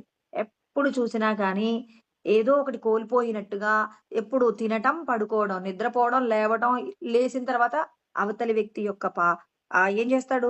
వాడి యొక్క సంతోషాన్ని పాడు చేయడానికి ఎవరైనా సంతోషంగా ఉంటే ఓర్వలేడండి. ఆ ఓర్వలేనటువంటి స్థితి చేత ఏం చేస్తాడు? నిరంతరము కాలిపోతుంటాడండి. కాలిపోవడం అంటే మనసెప్పుడూ రగులుతుంది. ఎప్పుడైనా ప్రశాంతంగా ఉన్నప్పుడు మనం ఏదైనా ఫోను చేసి ఎవరికైనా అనారోగ్యం ఉందన్నప్పుడు మన మనసు ఎంతటి తీవ్రమైన వేదన పొందుతుందో గమనిస్తే మనందరికీ తెలుసు. అలాంటిది వాడెప్పుడు కూడా అవతలి వాళ్ళు నవ్వుతూ కనపడ్డారు. వీడికి ఏమవుతుందంటే ఆహ్, శరీరంలో కడుపులో ఎసిడిటీ వచ్చిన వాళ్ళు ఎలా అయితే చాలా బాధపడుతుంటారో, వీడి మనసు కూడా అగ్ని చేత కాల్చబడినట్టుగా రగిలిపోతుంటుంది అని కృష్ణ పరమాత్మ 18వ అధ్యాయంలోనండి మనకు 28వ శ్లోకంలో చెప్తారనమాట. అంటే ఇంతటి పాపిష్టి గుణాలు మనలో ఏమైనా ఉంటే మనం ఏం చేయాలి? పొలంలో విత్తనం వేసిన తర్వాత ఏదైనా ఒక ఏమంటారు? ఒక రాయో, లేకపోతే అనవసరమైన ఒక గడ్డి మొక్క ఉంటే, ఆ రైతు ఏం జేస్తాడు? ప్రతిరోజు తన మొక్కలని చూసుకునే ప్రయత్నంలో అక్కడక్కడ పడి ఉన్నటువంటి, ఆ మొక్కలలో ఉన్నటువంటి ఏవైతే చెడ్డ మొక్కలు, తర్వాత కలుపు మొక్కలండి. కలుపు మొక్కలు, రాళ్ళు అన్నీ ఏరి, ఆ విత్తనం పెరగటానికి కావలసినట్టుగా అతను ఎలా అయితే పోషణ చేస్తారో, మనం కూడా ఏం చేయాలి? శరీరం అనేటటువంటి క్షేత్రము చేత ప్రతి ఒక్కరూ కూడా ఏం చేయాలి? యజ్ఞం చేయాలి. దానం చెయ్యాలి, తపస్సు చేయాలి. అందుకే కదా కృష్ణ పరమాత్మ యజ్ఞం అంటే 12 రకాల సాధనలు చెప్పారు. ఆహారానికి సంబంధించిన నియమం పాటించమన్నారు. ప్రాణాయామం చేయమన్నారు. తర్వాత నీకున్న సంపదను ఇతరులకు ఖర్చు పెట్టమన్నారు. దానం చేయమని చెప్పేశారు. యోగం కోసం ప్రయత్నం చేయాలి. ఆ తర్వాత ఇంకా ఏమని చెప్పారు మనందరికీ అంతటా భగవంతుడే ఉన్నారు కాబట్టి ప్రతి వస్తువులో భగవత్ తత్వాన్ని చూడండి. మీ మనస్సును నిగ్రహించడం కోసం అని చెప్పి ఇంద్రియాలను నిగ్రహించుకోండి. ఇలా అనేక సాధనలు చెప్పారు. అంటే ఈ సాధనలన్నీ ఎందుకు? కాసేపు ధ్యానం చేయాలి. చేసేటటువంటి పని ఇతరులకు మేలు జరిగేలాగా నిష్కామ కర్మ చేయాలి. దేవాలయానికి వెళ్ళాలి. భక్తితో మనం అక్కడ ఏం చేయాలి? ఈశ్వర సంబంధమైనటువంటి సేవ చేయాలి. సేవ అంటే నీకొచ్చిన భక్తి గీతాన్ని పాడటం. అక్కడ జరిగేటటువంటి ఏదైతే ఆధ్యాత్మికమైనటువంటి కార్యక్రమాలుంటాయో వాటన్నింటికి సంబంధించి ఎవరికి ఏది చేతనైతే అది కాస్త చేస్తూ ఇలా మన జీవితాన్ని ఏం చేయాలి? ఎప్పుడూ భార్యాబిడ్డల కోసమే కాకుండా, దైవ సంబంధమైన అంటే పరులకు ఉపకారం జరిగేటటువంటి మరి యజ్ఞములు, దానములు, తపస్సులు అన్నీ కూడా చేస్తుండాలి. శుభకార్యాలకు వెళ్తుండాలి. చక్కగా అక్కడ మీ వంతుగా మీరు ఏం చేయాలి? అక్కడున్న వాళ్ళకు మనస్ఫూర్తిగా ఆశీర్వాదం చేయాలి. అక్కడ మీకొచ్చినటువంటి పనిని మీరు చెయ్యాలి. అశుభ కార్యాలకు వెళ్ళాలి. అక్కడ మీ వంతుగా అవతల వాళ్ళకు ఏదైతే క్షేమాన్ని కలిగించగలరో అలాంటి కార్యక్రమాలన్నీ అంటే మన వల్ల అవతల వాళ్ళకి ఏదైనా చేయగలమా? అలా చెయ్యగలిగినటువంటి పనుల కోసం మనం ఏం చేయాలి? ప్రతి ఒక్కరూ ప్రయత్నం చేసినప్పుడు యోగ సంసిద్ధః అన్నాడు కృష్ణ పరమాత్మ. ఇప్పుడు ఈ మాట కోసం ఇన్ని మాటలు చెప్పాల్సొచ్చిందండి. అంటే ఇక్కడ భగవంతుడు మనందరికీ కూడా ఎటువంటి సాధన చెప్తున్నారు? యోగమును పొందడానికి సంసిద్ధత. అంటే నేను వచ్చే నెల 10వ తారీఖు తిరుపతి వెళ్ళడానికి నేను ఏం చేశాను? ఇప్పుడే నేను ప్లాన్ చేసుకున్నాను. ప్లాన్ చేసుకున్నాను అంటే, ఇప్పుడు నేను ఆ రోజు వచ్చేటప్పటికి నేనేం చేయాలి? కావలసిన వస్తువులన్నీ ఏం చేయాలి? అమర్చుకోవాలి. అదే విధంగా ఇప్పుడు మృత్యువు అనేది నాకు సిద్ధమైందండి. ఆల్రెడీ డిజైన్ చేసి పెట్టాడు భగవంతుడు.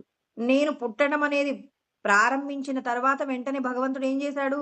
నేను పుట్టడానికి పూర్వమే భగవంతుడు నా కోసమని చెప్పేసి మరి మృత్యువుని ఏర్పాటు చేసి పెట్టారు. అంటే నేను ఎంత కాలం భూమి మీద ఉండాలనేది ఎవరు నిర్ణయించారు? పరమాత్మ నిర్ణయించి పెట్టేశారు. ఇప్పుడు నాకు మృత్యు వచ్చేలోపు నేనేం చేయాలి? యోగమును పొందడానికి కావలసినటువంటి వస్తువులు సమకూర్చుకోవాలి. రెండోది ఏం చేయాలి? అక్కడ మనం ఇప్పుడు నేను తిరుపతి వెళ్ళడం కోసం అన్నీ రెడీ చేసుకున్నానండి. ఇప్పుడు నేను ఎక్కడికైతే ట్రైన్ ప్రారంభం కాగానే నేను ట్రైన్ ఎక్కాను. ఇప్పుడు నేను తిరుపతి ఎప్పుడు వెళ్తానా? ఎప్పుడు వెళ్తానా? అని జెప్పేసి మనమేం జేస్తామంటే, ఆ ఊరొచ్చేంత వరకు కూడా మనం ఏం జేస్తామంటే, ఇంకా తిరుపతొచ్చిందా? ఇంకా తిరుపతొచ్చిందా? అని జెప్పేసి మనం ఎదురు జూస్తూ ఉంటామండి. కానీ ఆ ప్రయాణంలో కూడా నువ్వెలా జాగ్రత్తగా ఉండాలో నేర్పిస్తుంది శాస్త్రం. అంటే ఇప్పుడు మనం ఏం జేస్తాం? నేను ఒక ఊరు ప్రారంభమైతే నేనిక్కడి నుంచి ప్రారంభమయ్యాను.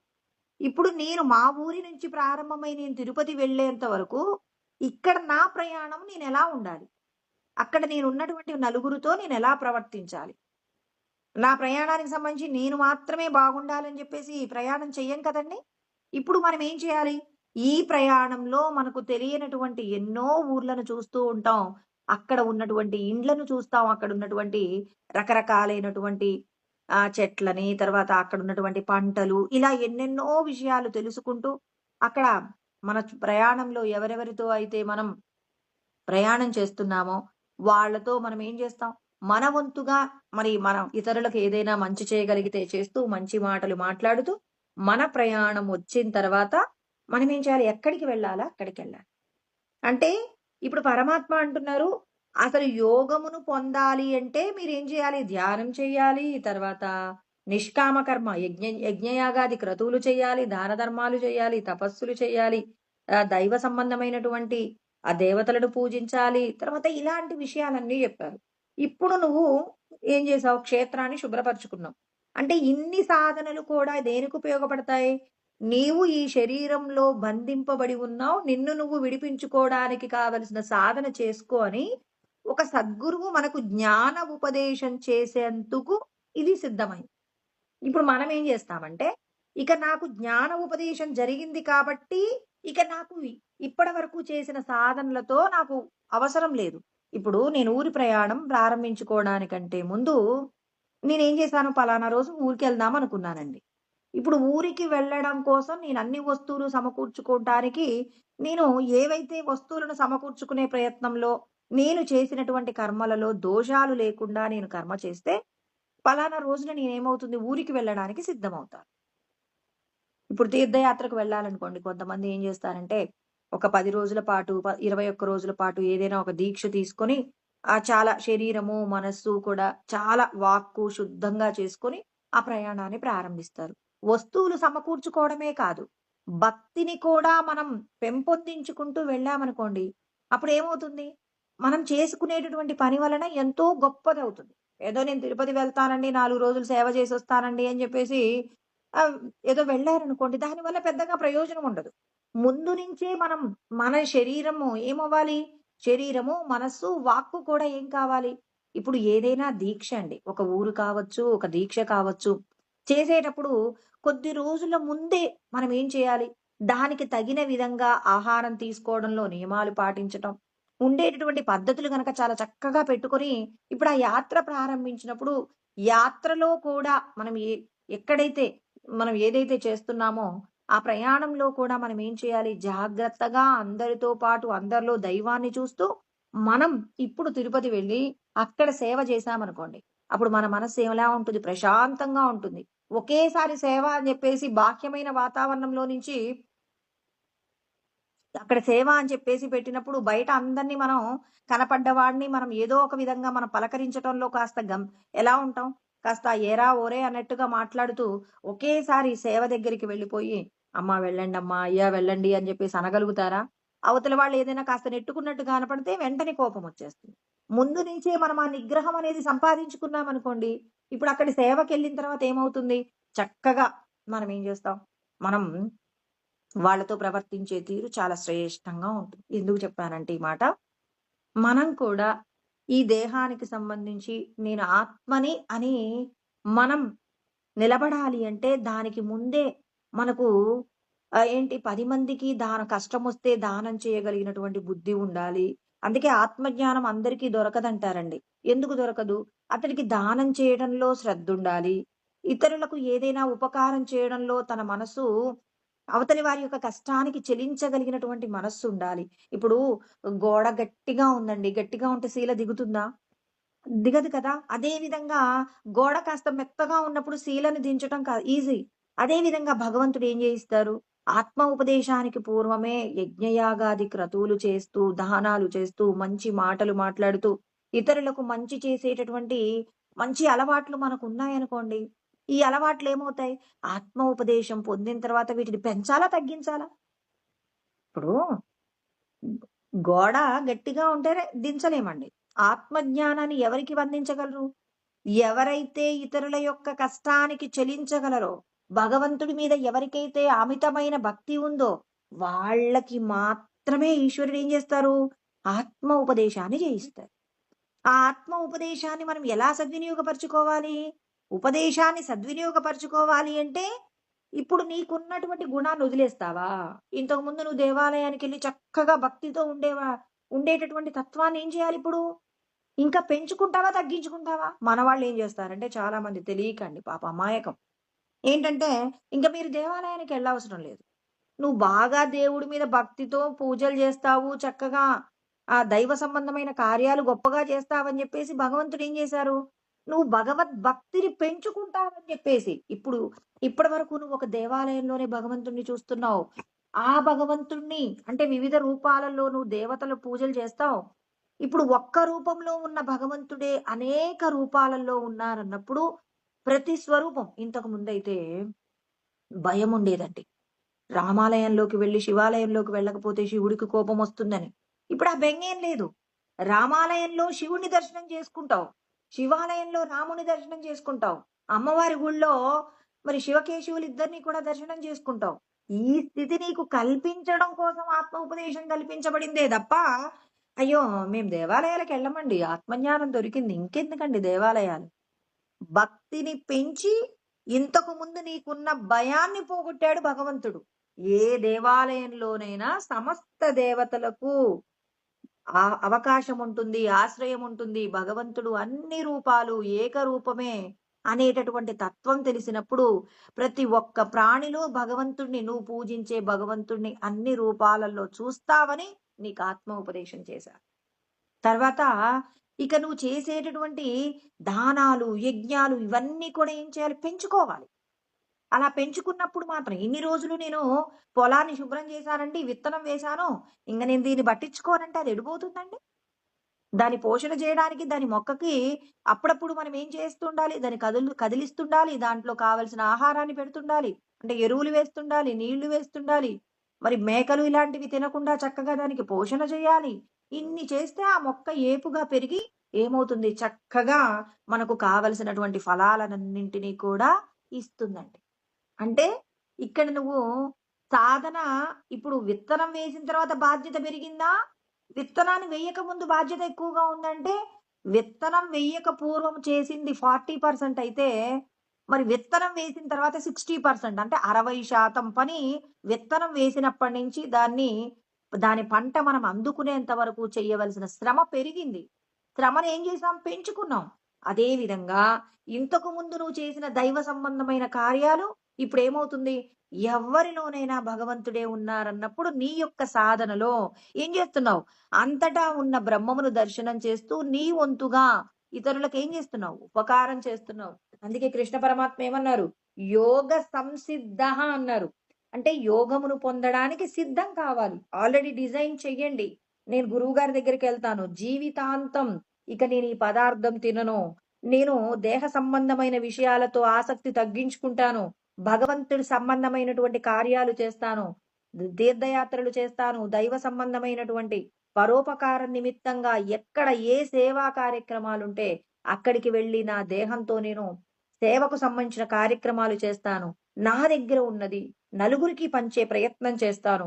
ధర్మంతో కూడిన జీవనం గడుపుతానని ఎవరైతే తెలుసుకున్నటువంటి ఆత్మజ్ఞానాన్ని విస్తృతపరుచుకుంటారో వాళ్ళకి భగవంతుడు ఏమన్నారు? మీ హృదయంలో ఆత్మని అంటే మీ హృదయంలో ఉన్న నేను కాలక్రమముగా మీకు నేను దొరుకుతాను అంటున్నారు. అంటే ఈశ్వరుడు మనకు దొరకాలంటే నీవు దేహంతో ఏం చేయాలి? ధర్మంతో కూడిన కార్యాలు చేస్తుండాలి. నీ శరీరము, మనస్సు, వాక్కు ఎప్పుడు శుద్ధంగా ఉండేలా చూసుకోవాలి. శుద్ధమైనటువంటి వాసనలు అంటే నీ లోపట ఎవరికైనా అన్యాయం చెయ్యాలనేటటువంటి మలినమైనటువంటి సంస్కారాలున్నా వాటిని ఏం చేయాలి? అంతటా భగవంతుడున్నారనేటటువంటి జ్ఞానము చేత ఆ దుష్టమైన సంస్కారాలను ఏం చేయాలి? కడిగేయాలన్నమాట. జ్ఞానంతో కడిగివేయాలి. అందుకే ఇక్కడ ఆయన ఏమంటున్నారు? మరి అందరికీ వస్తుందా? పరమాత్మ చెప్తున్నాడు. 3 నియమాల గురించి మాట్లాడుతున్నారు మళ్ళీ కృష్ణారట. ఏమేముండాలి? అందుకే తర్వాత శ్లోకంలో శ్రద్ధావాన్ లభతే జ్ఞానం తత్పరః సంయతేంద్రియః జ్ఞానం లబ్ధ్వా పరాం శాంతిం అచిరేణాది గచ్చతి అని. తొందరగా మీరు భగవంతుని పొందాలనుకుంటున్నారా? అలా అయితే 3 విషయాలు గుర్తుపెట్టుకోండి. ఏంటి? ఏ పని చేసినా శ్రద్ధ. దేని మీద శ్రద్ధ ఉండాలి? 9వ అధ్యాయంలో 3వ శ్లోకంలో కృష్ణ పరమాత్మ చక్కగా చెప్తాడు. అశ్రద్ధదానాహ పురుష ధర్మస్యాస్య పరంతప. ధర్మమునందు ఎవరికైతే శ్రద్ధ లేదో, ధర్మం అంటే ఏంటి? ఈ శరీరంతో పాపపు కర్మ చేయకుండా ఉండడమే ధర్మం. ఇతరులకు హాని చేసేటటువంటి ఆలోచన చేశావు, ధర్మం వదిలిపెట్టావు. ఆ ఆలోచనకు కూడానండి. ఎందుకంటే లోపటున్న భగవంతుడు ఎందుకు మనకి కనపడట్లేదు? ఆయన ఎందుకు తెర వెనకాలున్నాడు? కొంతమందికేమో నల్లటి తెర అంటే దీపం కింద, దీపం పైన మనము ఒక ఏంటి ఒక ఏమంటారు? ఒక ప్లాస్టిక్ డబ్బా బోర్లిచ్చామండి. బోర్లిస్తే ఏమైద్ది? ఇప్పుడు దీపం ఉందని కూడా తెలీదు. చీకటి గదిలో దీపాన్ని పట్టుకోపోండి అంటే పట్టుకోగలుగుతామా? పట్టుకోలేం. అంటే కొంతమందికి అసలు భగవంతుడి యొక్క స్పర్శ కూడా తెలీదు. ఎప్పుడూ పాపపు కార్యాలు చేస్తారు. కొంతమంది నచ్చినప్పుడు మంచి పనులు చేస్తారు. నచ్చనప్పుడు కుటుంబ క్షేమం కోరుకున్నప్పుడు, కుటుంబం మాత్రమే బాగుండాలనుకున్నప్పుడు ఏం చేస్తారు? వాళ్ళకి నచ్చితే మంచి పనులు, నచ్చకపోతే ఇతరులకు మంచి చేయకుండా ఉంటారు. అంటే దీపం పైన గంప బోర్లిస్తే కొద్దిగా కనపడనట్టుగా వెలుతురు కనపడుతుంది కదండీ! అలాగే అది రజోగుణం అన్నమాట. భార్యాబిడ్డల మీదున్న మమకారం చేత భగవంతుడు చెప్పిన సాధనాలు చేయడానికి మనం ప్రయత్నం చేయమండి.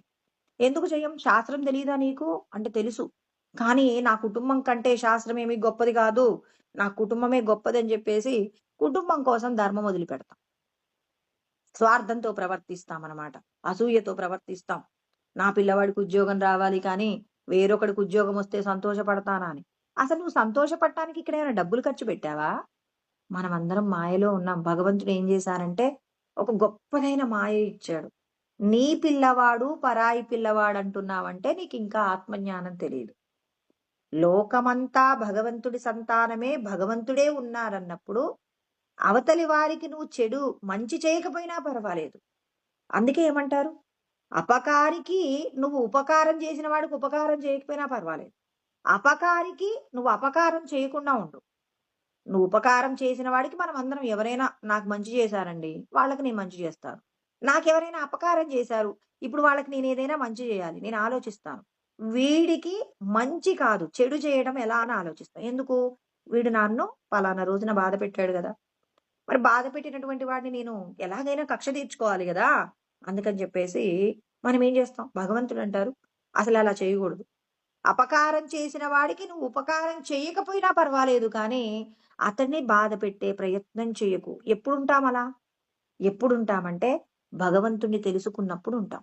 భగవంతుడి యొక్క స్థానం ఎక్కడెక్కడుందో తెలిసినప్పుడు మనం జాగ్రత్త పడతాం. ఈ దేవాలయం గొప్పది. చాలా మంది తిట్టుకుంటారండి. ఇప్పటికీ చాలా మంది ఉన్నారు మూర్ఖులు. శివుడు, కేశవుడు. శివరాత్రి రోజు మాంసాహారం తినేవాళ్ళని చూసారా అంటే నేను చూసానండి. శుద్ధ బ్రాహ్మణ కుటుంబంలో పుట్టి మరి వాళ్ళు మనం శ్రీ వైష్ణవులము అని చెప్పేసి శివరాత్రి రోజు మాంసాహారాన్ని తిన్నటువంటి ప్రబుద్ధులను నేను లోకంలో చాలా మందిని చూశాను. మీరు కూడా చూసుంటారు. అంటే శివుడి యొక్క పుట్టుకను అంగీకరించరు. శివుడి యొక్క గుడిని అంగీకరించరు. వైష్ణవ దేవాలయాన్ని మాత్రమే. శివకేశవులకు భేదం లేదు. అందుకే చూడండి శ్రీరామచంద్రుడు రావణాసురుని మీద యుద్ధాన్ని గెలిచి వచ్చేటప్పుడు అమ్మవారితో సీతమ్మ తల్లితో వచ్చేటప్పుడు మరి రామేశ్వరంలో శివలింగాన్ని ప్రతిష్ఠ చేశారు. అక్కడ 2 శివలింగాలుంటాయి. ముందు ఆంజనేయ స్వామిని వెళ్లి శివలింగం తీసుకురమ్మంటే ఆంజనేయ స్వామిట కొంచెం కొన్ని క్షణాలు లేటుగా వస్తే ముహూర్త సమయానికి మరి శివలింగం ప్రతిష్ఠ చేయాలని చెప్పేసి శ్రీరామచంద్రుడు ప్రతిష్ఠ చేశారు. శివుడికి పూజ చేశారనే ఆ విషయం మనం అర్థమవుతుంది. మరి వాళ్ళకి లేనటువంటి వ్యత్యాసాలు మనకెందుకండి? అంటే శివకేశవులకు ఉన్నటువంటి భేదాలు చూస్తుంటే వీళ్ళకి ఆత్మ గురించి ఏం తెలుసు? తెలీదు గదా! తెలీదు కాబట్టి మేము శ్రీ వైష్ణవులం అనిపించుకోవాలి అంటే శివుడికి ఏం చేయాలి? ఏదో ఒక విధమైనటువంటి అశుద్ధం చెయ్యాలి అని చెప్పేసి చేసేటటువంటి వాళ్ళున్నారు. అంటే ఆత్మజ్ఞానం వచ్చిన తర్వాత ఉన్నది ఒక్క తత్వమే. అంటే ఇంతకు ముందు ఇతర దేవాలయాలకు వెళ్ళటం మంచిది, మంచిది కాదనే వ్యత్యాసం ఉండేది. ఇప్పుడు ఏ దేవాలయమైనా నా తండ్రి ఉండేటటువంటి స్థానమని వెళ్ళి మనం అక్కడ ఏం చేస్తాం, ఒక 3 ప్రదక్షిణలు చేసి, ఓ నమస్కారం చేసి, తీర్థ ప్రసాదాలు తీసుకొనొచ్చామనుకోండి, ఇప్పుడు అక్కడ ఉన్నటువంటి ఆ రూపం మనకేం చేస్తుంది, మనకు ఆ రోజున అక్కడ ఏదైనా కష్టం ఉంటే ఆ కష్టానికి ఆ భగవంతుడి ఆ రూపంలో ఏం చేస్తారంటే మన కష్టం తీర్చేస్తారు. ఇప్పుడు మనకు ధనవంతుడు ఎదురుపడ్డాడు. సడెన్‌గా ఆయనకి నమస్కారం చేశాం, మాట్లాడాం, "బాగున్నారా అండి?" అన్నారు. ఎదురుగా ఎవరో ఒక మీరెవరి దగ్గరో అప్పు తీసుకున్నారు. ఆ వ్యక్తి వచ్చి అడిగాడు. "ఏంటండి అప్పు తీసుకొని ఇన్ని రోజులు ఇవ్వలేదంటే?" "అయ్యో! ఏంటి రామయ్య నీకు అప్పుందా? నేను ఇస్తానుండు" అని ఇచ్చేస్తాడు. నీ పలకరింపులో ఉన్నటువంటి మాధుర్యము చేత ఇస్తాడు. అలా వెళ్తున్నాడాయన. పట్టించుకోకుండా వెళ్ళిపోతున్నావు. తర్వాత నీకో పెద్ద ప్రమాదం జరిగినా, వాడికి కొంచెం గర్వం ఉంటుందిలెండి. జరగాల్సినయి జరుగుతాయిలెండి అని ఎళ్ళిపోతాడు. నువ్వు పలకరించేటటువంటి పలుకులో ఉన్నటువంటి మాధుర్యము, నీ యొక్క వినయము, వినమ్రత, నీ కష్టాన్ని అక్కడ ఆ వ్యక్తి తీరుస్తాడా లేదా? అప్పటికప్పుడు నీకు నలుగురు కూడి అప్పు ఇవ్వలేదని చెప్పేసి అంటే నీ పరువు పొయ్యేది. ఏంటండి ఆయన్నడుగుతున్నారు? నేను ఆయనకేం జేస్తాను? ఆయనకెంత అప్పున్నారో చెప్పండి నేను తీర్చేస్తానని జెప్పేసి అన్నట్టు, ఒక దగ్గరలో మనం అటుగా వెళ్తున్నప్పుడు, ఒక మనిషిని పలకరించటం ఎలా అయితే మన బాధ్యతగా పలకరించటంలో మనం ఎంత జాగ్రత్తగా ఉంటామో, అక్కడ నువ్వు నిలబడ్డావు. నీ పక్కన అక్కడ ఒక దేవాలయం ఉంది. సమయం ఉంది. వెళ్ళొక 3 ప్రదక్షిణలు చేసి, నమస్కారం చేసి బయటికి రా. లేదు. అక్కడే ఉండి నువ్వెళ్ళిపోతున్నావు. ఒక చిన్న నమస్కారం చేతులెత్తి కూడా వద్దండి. మనస్ఫూర్తిగా మనసులో ఒక్కసారి స్వామి నమస్కారం అనండి. అక్కడున్న రూపం కూడా మీకు తెలియనవసరం లేదు. స్వామి నమస్కారం ఒక్క మాట చాలు. అమ్మవారి గుడి అని తెలుస్తుంది. అమ్మా ఒక నమస్కారం. ఒక్కటి చెయ్యండి. అక్కడ మీకేదైనా ప్రమాదం జరగబోతుంటే, ఆ ప్రమాదానికి ఆ తల్లి నిన్ను రక్షిస్తుంది. ఇప్పుడే వీడు నమస్కారం చేశాడు. ఆ నమస్కారానికి దేవతలేం చేస్తారంటండి, మనమేదైనా వాళ్ళకు చేస్తేనట వెంటనే మనకేదో ఒక ఉపకారం చేయాలట.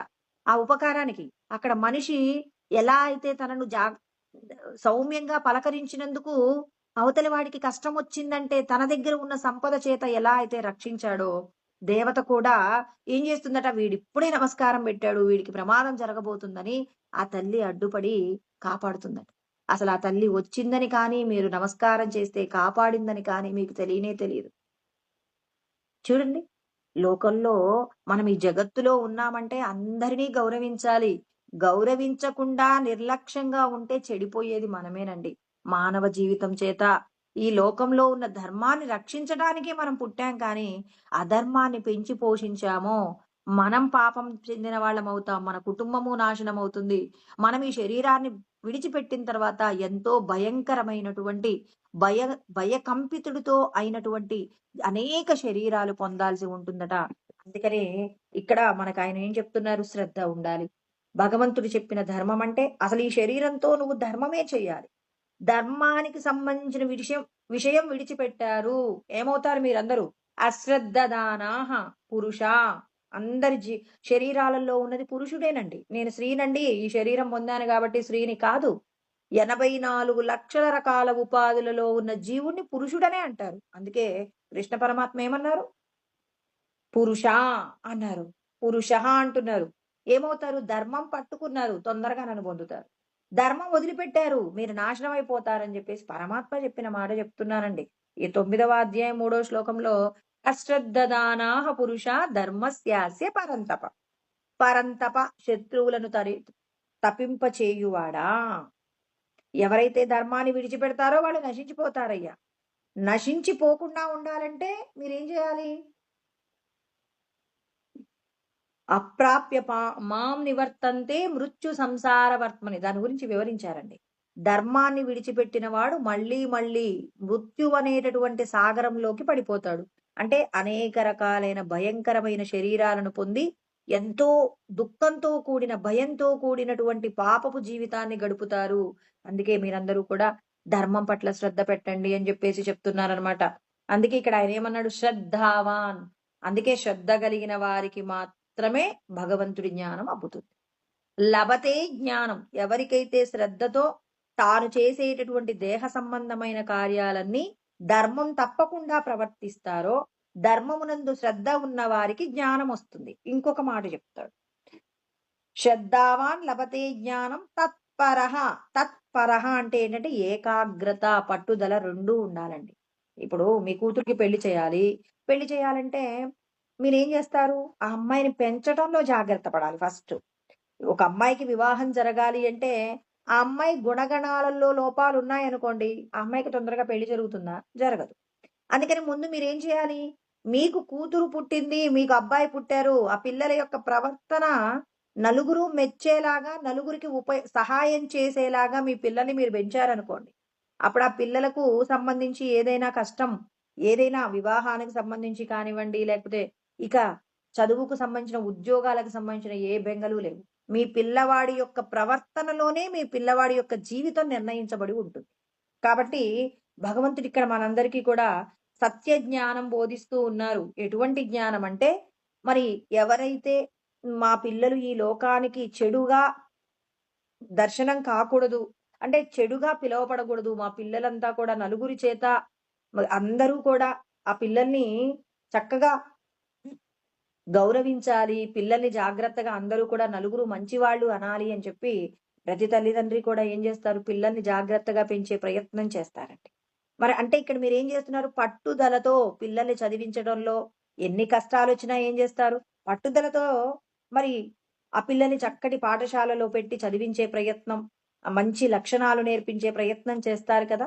ఏకాగ్రత అంటే నా పిల్లలు వేరొకరికి చెడు చెయ్యకూడదు అని చెప్పి ఎవరైతే పట్టుదలతో కూడి మరి పిల్లల్ని పెంచేటటువంటి, అంటే ఇక్కడ ఏముండాలి?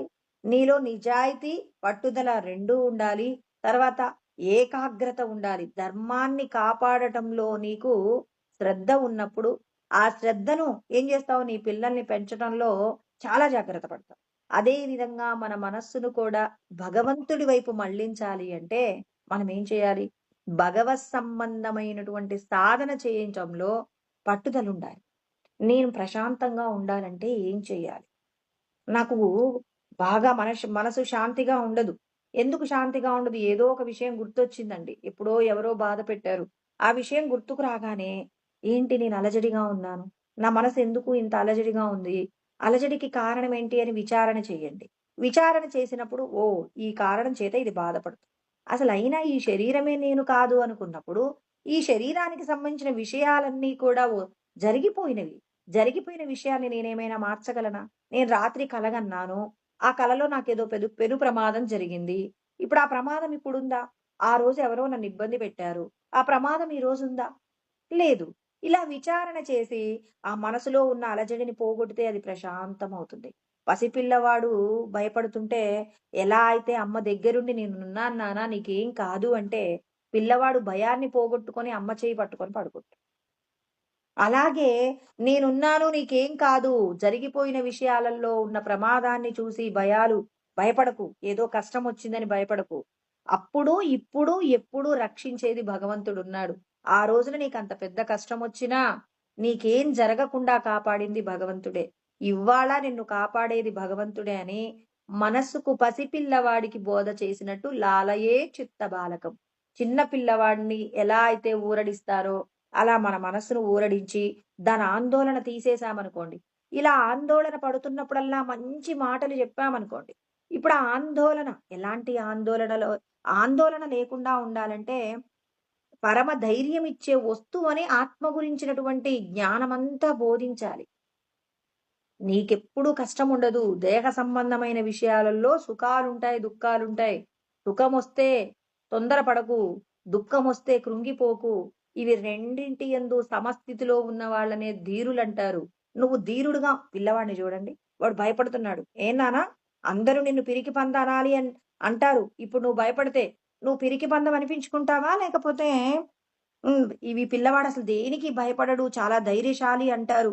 అది కావాలా నీకంటే వాడేమంటాడు? అమ్మా నేను ధైర్యశాలిగా ఉండాలనుకుంటున్నానమ్మా.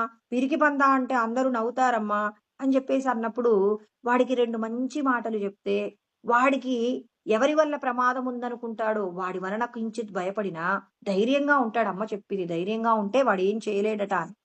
మన మనసుకు కూడా సేమ్ అంతే. ఎందుకు భయపడుతున్నావు?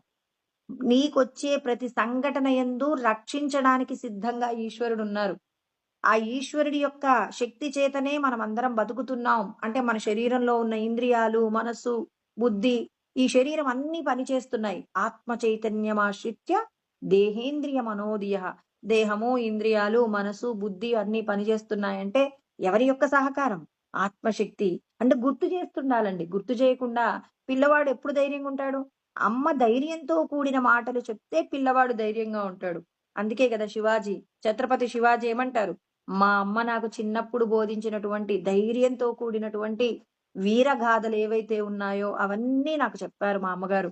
ఆ చెప్పినటువంటి మాటల చేతనే నేను ఇవాళ ఇంత పరాక్రమవంతుడినయ్యానని గర్వంగా చెప్పుకున్నారు. మనం కూడా మన లోపటున్న ఆత్మశక్తి గురించి మన మనస్సుకు చక్కగా బోధ చేయాలి. బోధ చేసినప్పుడు ఏమవుతుంది? మనస్సు ఎప్పుడు అలజడిని పొందే ప్రయత్నాన్ని విరమించుకుంటుంది. ఇలా మనం ఎప్పుడు బాధొచ్చినా, కోపమొచ్చినా, సంతోషమొచ్చినా ప్రతిసారి లోపటున్న భగవత్ శక్తి గురించి సంతోషమొచ్చినా అహంకరించకు. సంతోషం పర్మనెంట్ గా ఉండదు. లోపటున్న భగవంతుడికి ఆగ్రహం వస్తుంది. నువ్వు ప్రశాంతంగా ఉండు. ఆయనిచ్చిన శక్తితో బతుకుతున్నప్పుడు మనం ఆయన శక్తి ముందు మనం ఎంత వాళ్ళం అని రాజుగారి ముందు నాకేదో ఉద్యోగం వచ్చిందని రాజుగారి ముందు వెకిలినవి నవ్వుతామా? నవ్వము. ఎందుకు? రాజుగారి ముందు మన స్థాయి ఎంత, మన ఉద్యోగం ఎంత అని చాలా వినయంగా ఉన్నట్టు లోపటున్న ఆత్మశక్తి గురించి గుర్తు చేస్తున్నప్పుడు అవసరమైన సందర్భంలో భయం, అనవసరమైన సందర్భంలో భయంలో నుంచి అంటే అహంకారంతో ప్రవర్తించేటప్పుడు జాగ్రత్త, దుఃఖంతో ఉన్నప్పుడు ధైర్యము. ఇలా అన్ని విషయాలు మన ఆత్మశక్తి గురించి బోధిస్తున్నప్పుడు మనసు ఏ విషయానికి ఆందోళన పడకుండా, అహంకరించకుండా ఉంటుంది. కాబట్టి భగవంతుడు ఏమంటున్నారు? ఏకాగ్ర బుద్ధి లోపటున్న ఆత్మశక్తి మీద మీరందరూ కూడా ఎవరికైతే నమ్మకం ఉంటుందో ఆ నమ్మకం చేత మీరెవరైతే మిమ్మల్ని మీరు నిగ్రహించుకోగలుగుతారో అలా నిగ్రహించుకున్నటువంటి వాళ్ళు ఖచ్చితంగా జ్ఞానం పొందుతారు, నన్ను పొందుతారు. ఇంకా ఆయన చెప్తారనమాట, సంయతేంద్రియ, ఇంద్రియాల యొక్క నిగ్రహం కూడా ఉండాలి. మీ నాలుక మీ కంట్రోల్లో ఉండాలి. మీరేం తినమంటే అది తినాలి. మీరేం మాట్లాడమంటే ఆ మాటలు మాట్లాడాలి. మీ కన్ను మీరు చూడమన్నది చూడాలి. మీ చెవి మీరు వినమన్నది వినాలి. మీ చర్మం మీరు అనుభవించమన్న సుఖాన్నే అనుభవించాలి. అంతేకాని ఎక్కడికో నలుగురిలోకి వెళ్ళాక నాకు చిరాగ్గా ఉంది, ఎండగా ఉంది, నేను ఉండను, పోతా అంటే దానికి నేర్పించాలి. సుఖము, దుఃఖము 2 ఉంటాయి. ఓర్చుకోవడం నేర్పించాలి. అందుకే కదండి భగవంతుడు ముందే చెప్పారు. మాత్రా స్పర్శాస్తు కౌంతేయ శీతోష్ణ సుఖ దుఃఖదాహ ఆగమాపాయినో అనిత్యాహ తాం స్థితిక్షస్వ భారత అంటారు. అంటే మనకి సుఖ దుఃఖాలు వస్తుంటాయి. వాటన్నింటినీ కూడా ఏం చేయాలి? జాగ్రత్తగా ఓర్చుకోవాలి. సుఖం వచ్చినప్పుడు పొంగి, దుఃఖం వచ్చినప్పుడు కృంగిపోవడం కాకుండా ఇంద్రియ నిగ్రహం ఉండాలి. లోపటున్న భగవత్ శక్తి మీద నీకు ఏముండాలి? నేను తెలుసుకోగలననేటటువంటి పట్టుదల ఉండాలి. ఏకాగ్రత ఉండాలి. శ్రద్ధ ఉండాలి. లోపటున్న పరమాత్మను తెలుసుకోవాలి నేను. దానికోసం భగవంతుడు ఎలాంటి శ్రద్ధను కలిగి ఉండాలో, అంటే ఏ ధర్మ సంబంధమైన విషయాలతో కూడి నన్ను జీవించమంటారో అలా జీవిస్తానని ఎవరైతే పట్టుదలతో 10 మంది యొక్క క్షేమాన్ని కోరుకుంటూ జీవిస్తారో, 10 మంది క్షేమం కోరుకున్నామంటే మనం ధర్మాన్ని రక్షిస్తున్నామన్నమాట. అలా రక్షిస్తున్నప్పుడు ఏమవుతుంది? ఇక్కడ ఆయన చెప్తాడు. ఏమన్నాడు? మీరు తొందరగా నచిరేనాది గచ్చతి, త్వరగా భగవంతుణ్ణి మీరు చేరుకుంటారు అని చెప్పేసి కృష్ణ పరమాత్మ చెప్పారనమాట. జ్ఞానం లబ్ధ్వా పరం, ఎవరికైతే ఆత్మజ్ఞానాన్ని అనుభవంలోకి తెచ్చుకుంటారో వాళ్ళకి శాంతి ఉంటుంది. ఒక సమస్యని చూసి మీరు భయపడుతున్నారు, ఇంకా నేను కావలసినటువంటి ఆత్మస్థితిలోకి రాలేదు, మనకే అర్థమవుతుందండి. ఓ సమస్య వచ్చినా ధైర్యంగా ఉంటున్నాం అనుకోండి, లోపటున్న భగవంతుడు మనకేం చేస్తున్నాడు? శక్తి అందిస్తున్నప్పుడే ధైర్యం వస్తుంది. అందుకే పిల్లవాడికి ధైర్యం ఎప్పుడొస్తుంది? అమ్మ చెప్పిన మాటల చేత ధైర్యం వస్తుంది. అమ్మ ఎవ్వరికి పెట్టకుండా నువ్వే తినరా అని చెప్పింది అనుకోండి, ఆ పిల్లవాడు ఎంత మంది చెప్పినా ఎవరికి ఏం పెట్టడు. మా అమ్మ ఎవరికి పెట్టొద్దన్నది, నేను పెట్టను. అమ్మే గనక నలుగురికి పెట్టి నువ్వు తినాలి నానా, ఒక్కొక్కసారి నలుగురికి పెట్టి నీకు లేకపోయినా ఓర్చుకో నానా అని నేర్పించింది అనుకోండి, వాడు సమాజంలో పెద్దయిన తర్వాత గొప్పవాడవుతాడు. దాచిపెట్టుకొని తినటం, అవతలి వాడు పెడితే తినటం నేర్చుకున్నవాడు ఇతరులను దోచుకునే ప్రవృత్తిని ఎవరు నేర్పించారు? అమ్మ నేర్పించింది. అదే విధంగా లోపటున్న ఆత్మశక్తి గురించి కూడా తెలుసుకోకుండా వచ్చిన ఈ దేహానికి సంబంధించి వచ్చే కష్టాలు, సుఖాల గురించి ఆలోచిస్తూ సుఖమొస్తే పొంగిపోతూ, దుఃఖమొస్తే కృంగిపోతూ ఉంటే, మనమందరము కూడా ఎప్పటికీ ధర్మంలో నిలబడటానికి కావలసిన స్థితిని పొందలేం కాబట్టి, ధర్మం పట్ల శ్రద్ధ ఉంది అంటే లోపటున్న ఆత్మ శక్తి పైన మనకు శ్రద్ధ ఉంది. ఆ శ్రద్ధ చేతనే మనం ముక్తిని పొందుతాం. శాంతి మనకు విచారణ ద్వారా దొరుకుతుంది కానీ, ఏదో పని చేస్తే దొరకదండి. విచారణ చెయ్యండి. మీ మనసు అలజడిగా ఉంది. అలజడిని పోగొట్టే శక్తి ఎక్కడుంది? లోపటే ఉంది కాబట్టి, ఆ శక్తి కోసం ప్రయత్నం చెయ్యాలని కృష్ణ పరమాత్మ లోపటున్న శక్తి గురించి, మరి ఆ శక్తి పట్ల మనకుండాల్సిన శ్రద్ధ, భక్తి, తర్వాత దానికి సంబంధించిన విషయాలలో ఎవరికైతే ఇంద్రియ నిగ్రహం ఉంటుందో వాళ్ళకే జ్ఞానమొస్తుంది. జ్ఞానంతో కూడి విచారణ ఎవరైతే చేస్తూ జ్ఞానాన్ని విజ్ఞానంగా మలుచుకుంటారో వాళ్ళు పరమ శాంతిని పొందుతారు అని చెప్పేసి కృష్ణ పరమాత్మ చెప్పారనమాట. ఈ మిగిలింది రేపు తెలుసుకుందామండి. ఓం సహనావవతు సహనౌ భునక్తు సహ వీర్యం కరవావహై తేజస్వినావధీతమస్తు మా విద్విషావహై. ఓం శాంతి శాంతి శాంతి. ఓం ఆప్యాయంతు మమాంగాని వాక్ప్రాణచక్షుః శ్రోత్రమతో బలమింద్రియాణి చ సర్వాణి. సర్వం బ్రహ్మోపనిషదం మా అహం బ్రహ్మ నిరాకుర్యాం మా బ్రహ్మ నిరాకరణోద నిరాకరణమస్త్వ నిరాకరణం మే అస్తు తదాత్మని నిరతేయా ఉపనిషత్సు ధర్మాస్తే మయి సంతు తే మయి సంతు. ఓం శాంతి శాంతి శాంతి. హరి ఓం. స్వస్తి.